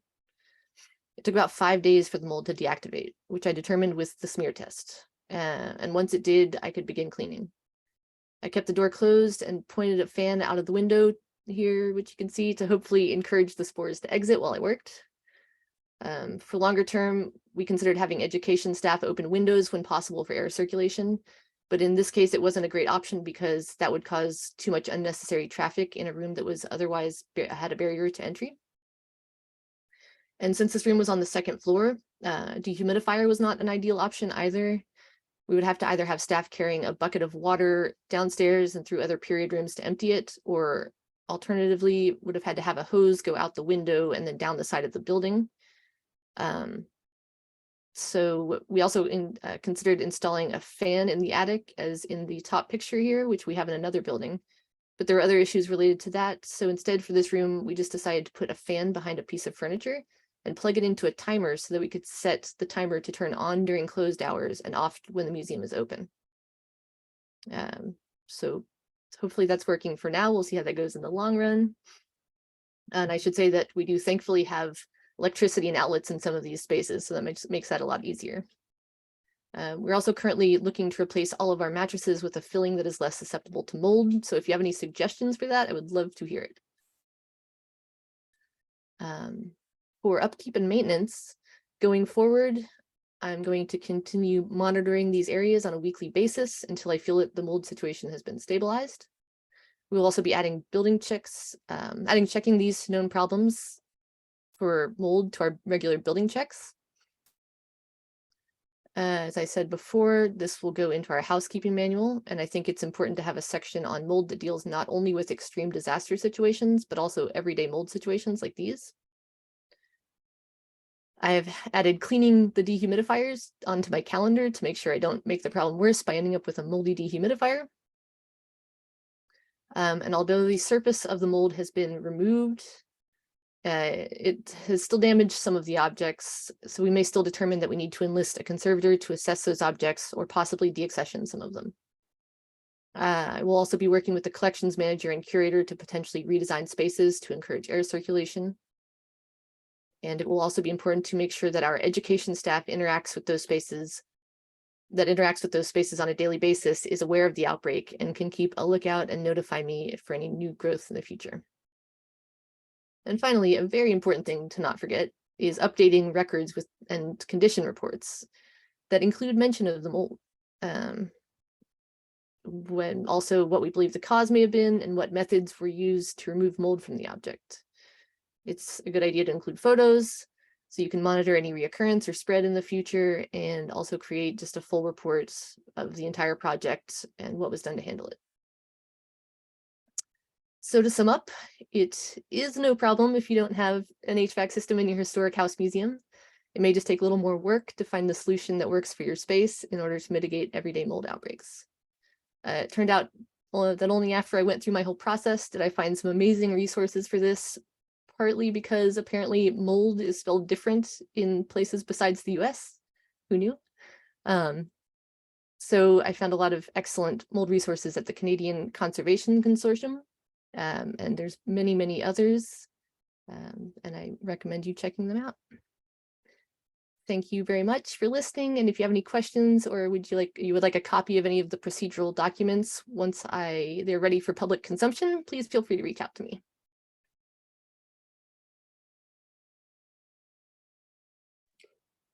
Thank you so much, Colin. That's really interesting. It also looks like you work in a really amazing place as well, which yeah, it's very exciting. But yeah, you've got a challenge on your hands there.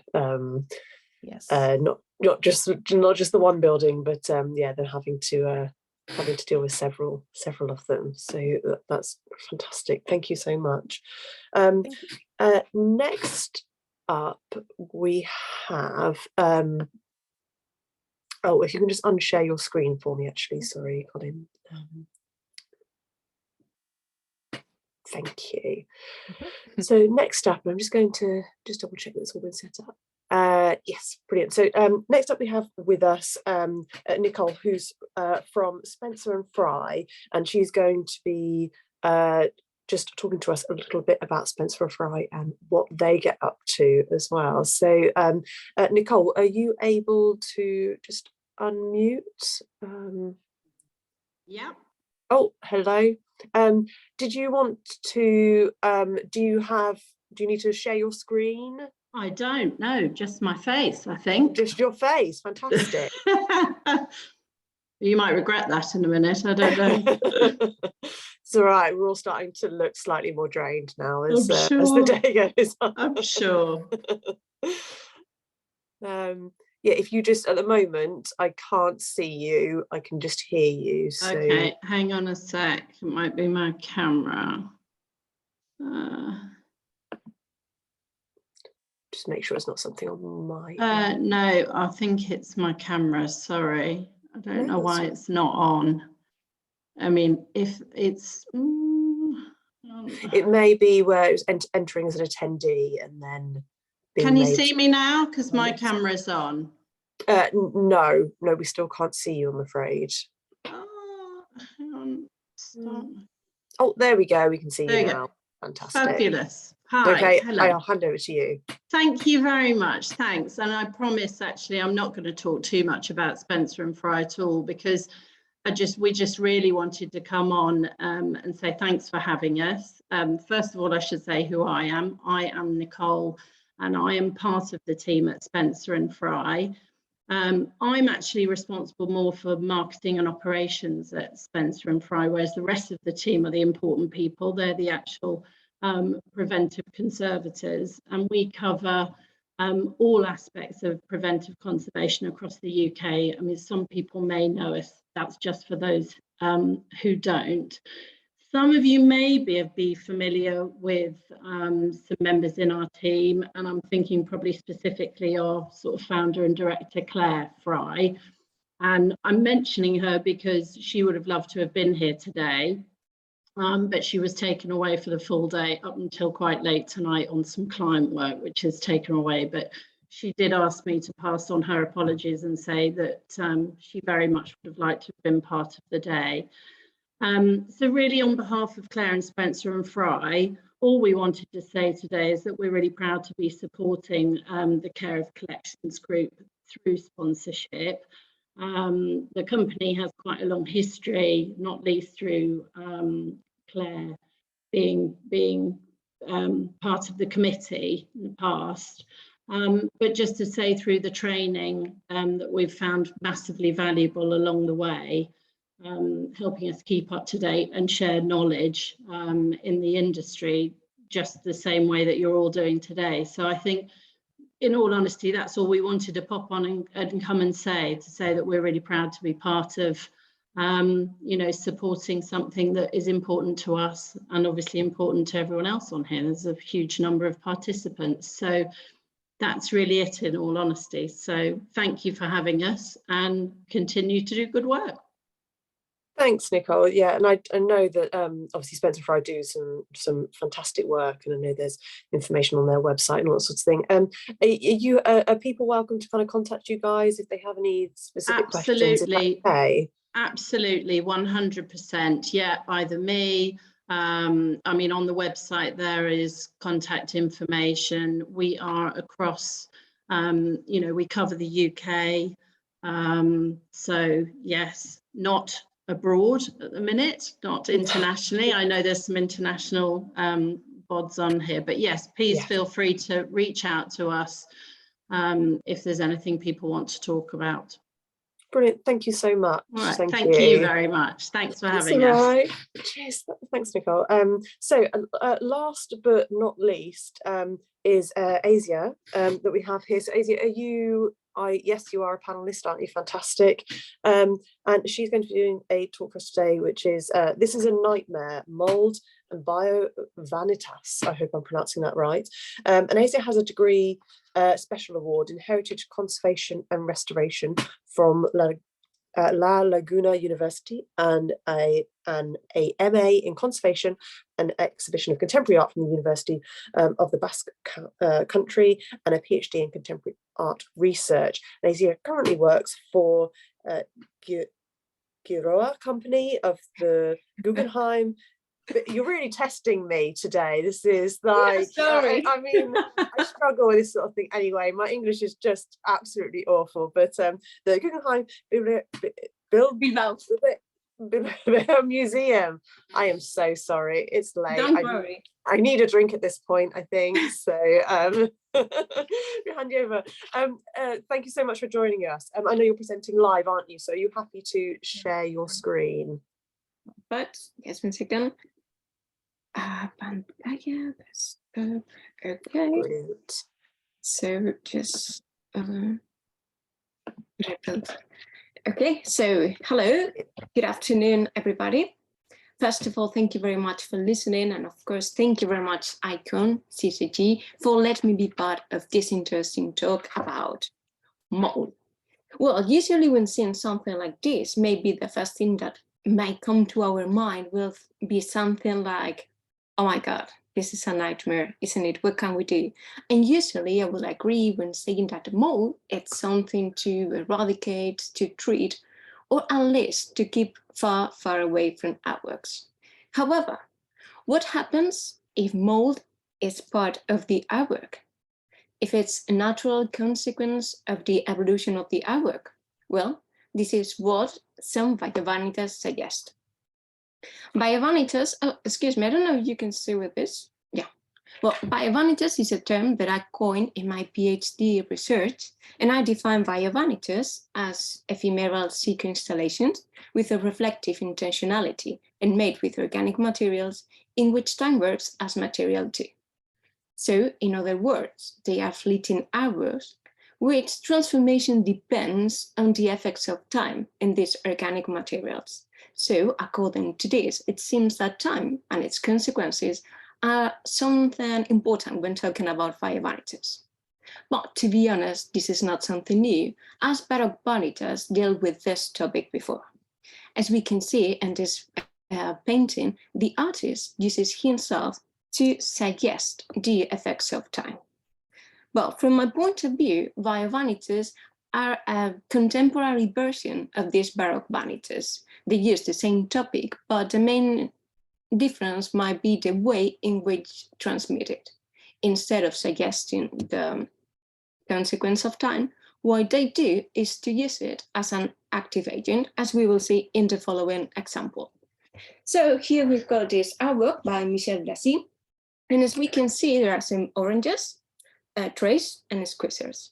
Well, so the intention of the artist is the public to take the oranges, cut them, make orange juice, drink it, and to leave pills on trays. Okay, I presume that we all have had oranges at home, isn't it? So we can imagine what is about to happen. That's it, mold. Well, so this transformation, which is necessary for the artwork to be completed, and that sometimes could mean the total destruction of the artwork, is what we consider the use of time as material, and it's one of the main characteristics of the Bio-Vanitas. Besides, the use of time as material directly has consequences on another important, relevant point, which is the importance of senses, because there is something that we should know. Bio-Vanitas are not artworks just to be observed, no, because they are artworks to be experienced. And that's why we say that they are sick installations and the senses are so important. Of course, because it's not the same to experience the artwork like this, the first day with a very bright orange color, fresh odor, everything very clean, perfect, or to experience it like this, some days or weeks later, when the color is not that bright, the odor doesn't seem to be that fresh neither, and we might have other guests such as, for example, flies. So even if it's the same artwork, it's not. And the experience that we will get will be completely different. and this depends on the effects of time in this organic material. Well, so due to these characteristics, maybe it will be quite easy to imagine biovanities being part of temporary exhibitions, isn't it? Well, however, what happens when biovanities become part of collections? Well, that's when we have to start thinking about the dilemmas that they suggest. So to discuss about some of these challenges, we will use this artwork by Dieter Roth that belongs to Sir Alves Foundation in Portugal since 1999. When talking about biovanities, it's very important to know the materials that the artist used to make it. In this case, the artwork was made with chocolate, bird seeds, and wood. And why is it so important? Well, as I have said before, biovanities are fleeting artworks, which consider decay as the creative process.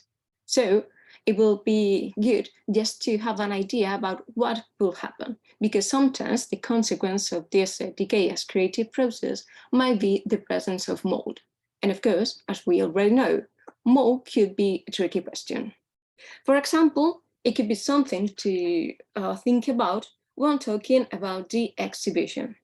We know that the presence of mold in the exhibition could be not very healthy and sometimes very dangerous. First, because we know that there are some spores that could migrate and get to other artworks. So this may cause some alterations that other artworks might not decide, because even if biovanities consider decay as the creative process, not every artwork does. On the other hand, it's also very important to remember that in the exhibitions there is not only artwork, but also people, and that the presence of mold could be very toxic. That's why we should take some measures. So when talking about biovanities in exhibition, it's very, very important to be sure that we're creating safe exhibition spaces, not only for artworks, but for people too. So a solution for this could be the use of a showcase. If using this, it will be possible for the biovanities to continue its natural evolution inside this closed space, because it won't be a problem, not for artworks, not for people. It will be insulated, so it doesn't matter. However, we have to remember once again that biovanities are a stick installation, which means that senses are important. And when we are using the showcase, we are cancelling some of the senses. So when talking about the exhibition of biovanities, it's also very important to know which senses have to be active and how the artist wants our work to be experienced by the people. And this is an interesting point because it underlines the importance that people and public has when talking about these artworks. Usually it's important because there are some artists, such as, for example, Ania Calacho, whose biovanities belongs to Tate Modern since 2004, who consider public and people as part of the artwork itself. And they are also important because sometimes this evolution of transformation of the artworks depends on the contact of the public with them, but also because usually this decay process is designed to be experienced by them. So this makes us wonder what happens when nobody can see them, I mean, when they are stored. Well, usually, as every artwork, when they are stored, we haven't got access to them. So this means that they will continue with this decay process, but nobody could experience it.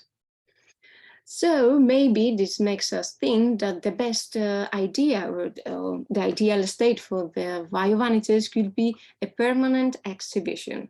And maybe this is a solution, but we also know that unfortunately this is not always possible and the storage is necessary.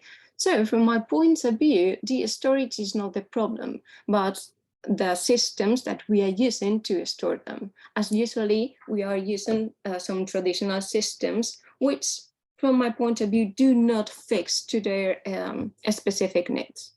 That's why I think that we should look for other solutions. And at this point, I found very, very interesting what suggests the Dr. Julie Dittmar. She creates a kind of a map system, which is a modifying atmosphere packaging. Well, it works more or less like more or less like the anoxia system, but instead of taking out the oxygen, what we shall do is to create a specific atmosphere. This specific atmosphere will be created depending on the materials that we use for the biovanitas. So once again, that's why materials are so important. So during the periods in which the biovanitas is under this new atmosphere, the artwork will remain in a kind of sleepy mode. So the transformation will be stopped. This doesn't mean that it will be stopped forever, because if we want to reactivate it, we just need to take it out and it will continue with the process. From my point of view, this is a very smart solution. First, because I think that it respects the intention of the artist to make this transformation process visible and to be experienced. And second, and very important too, because when talking about biovanitas, we know what we put inside the crate, but we never know what we will find when open it. And this is what happened when I just went to visit this artwork to Sir Albert's Foundation, that when we opened the crate, we discovered that the artwork was completely covered with mold. So I think that something like, oh my God, this is a nightmare, was a thought in that moment. Usually when finding an artwork completely covered with mold, we will treat it, isn't it, just to eradicate the mold. And usually the most effective system, and the one that they used, of course, is the anoxia system. So they use this just to eliminate the mold and, of course, to return it to a pre-mold state. However, we can't forget that we are dealing with a biovanitas, and maybe things should change a bit. From my point of view, mold won't be considered as a decay, as an alteration of something to eliminate, but as a part of the natural evolution. So it could be understood as part of the artwork itself. So this underlines that, so from my point of view, this means that maybe decay and its consequences, such as mold, when talking about biovanitas, should be rethink because these artworks consider them as part of the creative process and not an alteration. So maybe we need to change our point of view. On the other hand, it's also true that the presence of mold evidence that the artwork is still active. So if it's active, it means that its transformation process, it's not over. And if it's not over, we are dealing with an unfinished artwork. So is it right to intervene it? Well, any intervention, even if it's very soft or whatever, will be changing the natural evolution of the artwork. But also very important too, maybe will be acting against the intention of the artwork or of the artist. So I think that we should reconsider what decay and intervention means when we're talking about biovanitas. I think that these little details just underline the idea that even if there are some artworks designed to disappear or just to consider decay as the creative process, maybe it's us who are not ready to accept what this entails. So it's also true that even if there are some institutions which had biovanitas for more than 20 years in their collections, when studying them, I found no information, no documentation about how this evolution should be or what mold and this decay means for them. So they always have been treated as alterations and things to eliminate or just to clean or just to remove. And that's why I think that it's so important to give a name to biovanitas and to make a classification, because when naming something, we start being conscious about the real needs, and we could start analyzing them from a proper perspective, in this case, a biovanital perspective. Why not? So I honestly think that maybe when talking about this decay process and what this entails, these ideas might be something easy to say, maybe sometimes difficult to understand, or much more difficult to carry out. But I honestly consider that biovanities could be the first step for molding collections. Thank you very much. And if you have any doubt, this is my contact. Thank you. Oh, thank you. Sorry. Oh, were you okay? Thank you so much. I just thought that was fascinating, and actually I think that there is a lot of crossover with things actually, but that was right up my street, to the point where actually I was forgetting to oh, hold on, I disappeared there. I was forgetting to unmute myself for a second there. So we are very rapidly running out of time. We've literally only got 5 minutes left before the end of the talk, and so I think I'm going to pass over to Siobhan to see if we can fit in a couple of questions. Hi, thanks, Kaylee, and thank you. Yeah, fantastic talks this afternoon as well.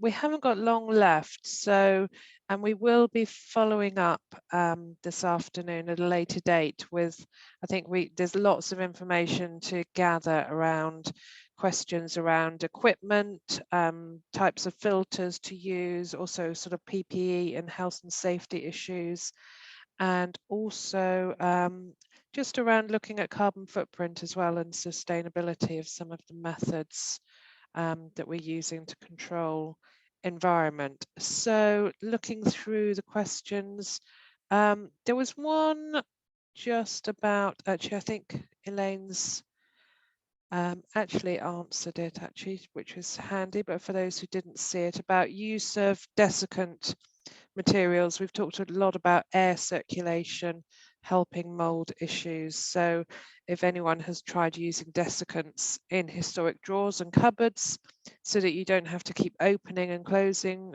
which could cause damage, but may sort of reduce the RH to a level where the mold won't be viable. So Elaine did reply that, yeah, at Knoll, they have started to do that, putting some sachets inside some of the drawers, but it's too early to tell. So watch this space and see if that will actually help with the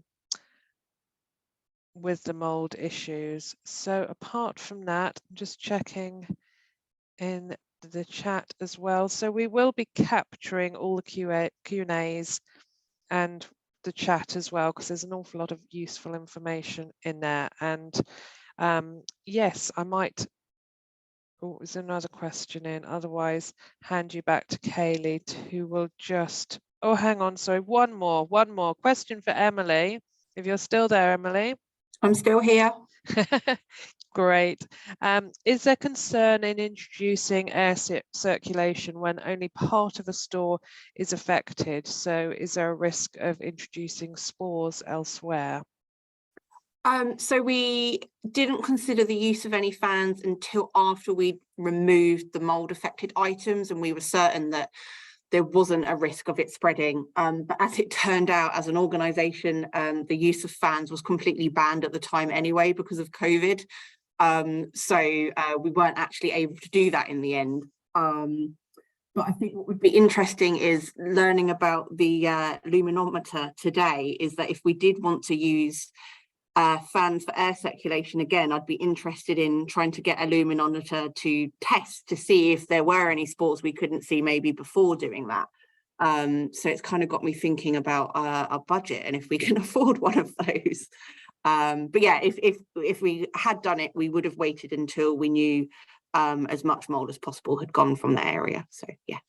Great. And there was a question actually in the chat that Lisa answered as well, just about testing and identifying mold. So there was a question from Natalie Mitchell about the best methods for testing for mold. So a luminometer or culturing agar plates. And as Lisa's explained, so the luminometer is ideal for identifying if you have got mold and also how active it is.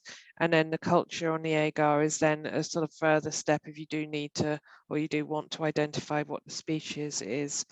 And I think again in the chat there is a link somewhere to the luminometer, which Lisa has added. But again, we will circulate all of this information. Okay, thank you. I'm just checking the chat to see. It's obviously is a really hot topic for everyone. So yeah, we will definitely be following up on this, but I will hand back now to Kaylee. Yeah, thank you so much. Yeah, I think as I said at the beginning, we're hoping to kind of following on from today's talks, put something together, whether it be blogs or some kind of social media, to kind of get information out there with tips and info and that's the thing. So I just think it's something that it would be really helpful. There's just so much information, and I think for me, I think the main thing that I've kind of taken away is this thing about visibility, and I think communication when we're tackling with mould, whether it be on something that is considered ephemeral and maybe is meant to have mould, or whether it's something that is an issue that's going on that you need funding for. I think that visibility and communication to the general public, to our managers, to the powers that be above that provide us with funding. I think that's just seems to be a really important issue that's been raised. So thank you so much to everybody for attending. That is it. We have run out of time. So yes, thank you to all of our panelists. You've been absolutely amazing. Thank you to Siobhan for doing all the Q&A as well. I couldn't have done it without you, so thank you so much. And yeah, just watch this space. We will hopefully be announcing more events and information coming out later in the year. So enjoy your evenings, everybody. And we will all speak to you all soon. Thank you very much. Thank you so much. Thank you. Thank you. Go enjoy a drink. Well done. Thanks, guys.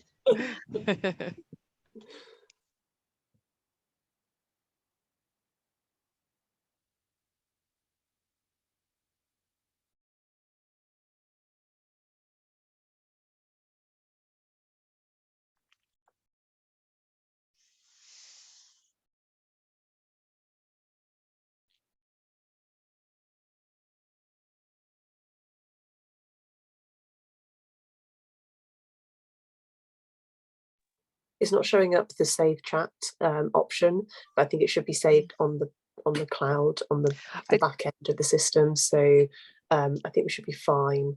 Yeah, I was sort of Googling it, and yes, yeah, I think it does if you've got all the details. So yeah. So I'll close up the talk, and I will extract those from the back end before I log off for the day. But yeah, thank you very much, Sean. Oh, well done, you were brilliant. Star, you're right. I'm gonna go have a nap now. Yeah, go and have a nap. But yeah, and I will speak to you soon. Yeah, no, brilliant. All right then. Yeah, cheers. See you later. Bye. Bye.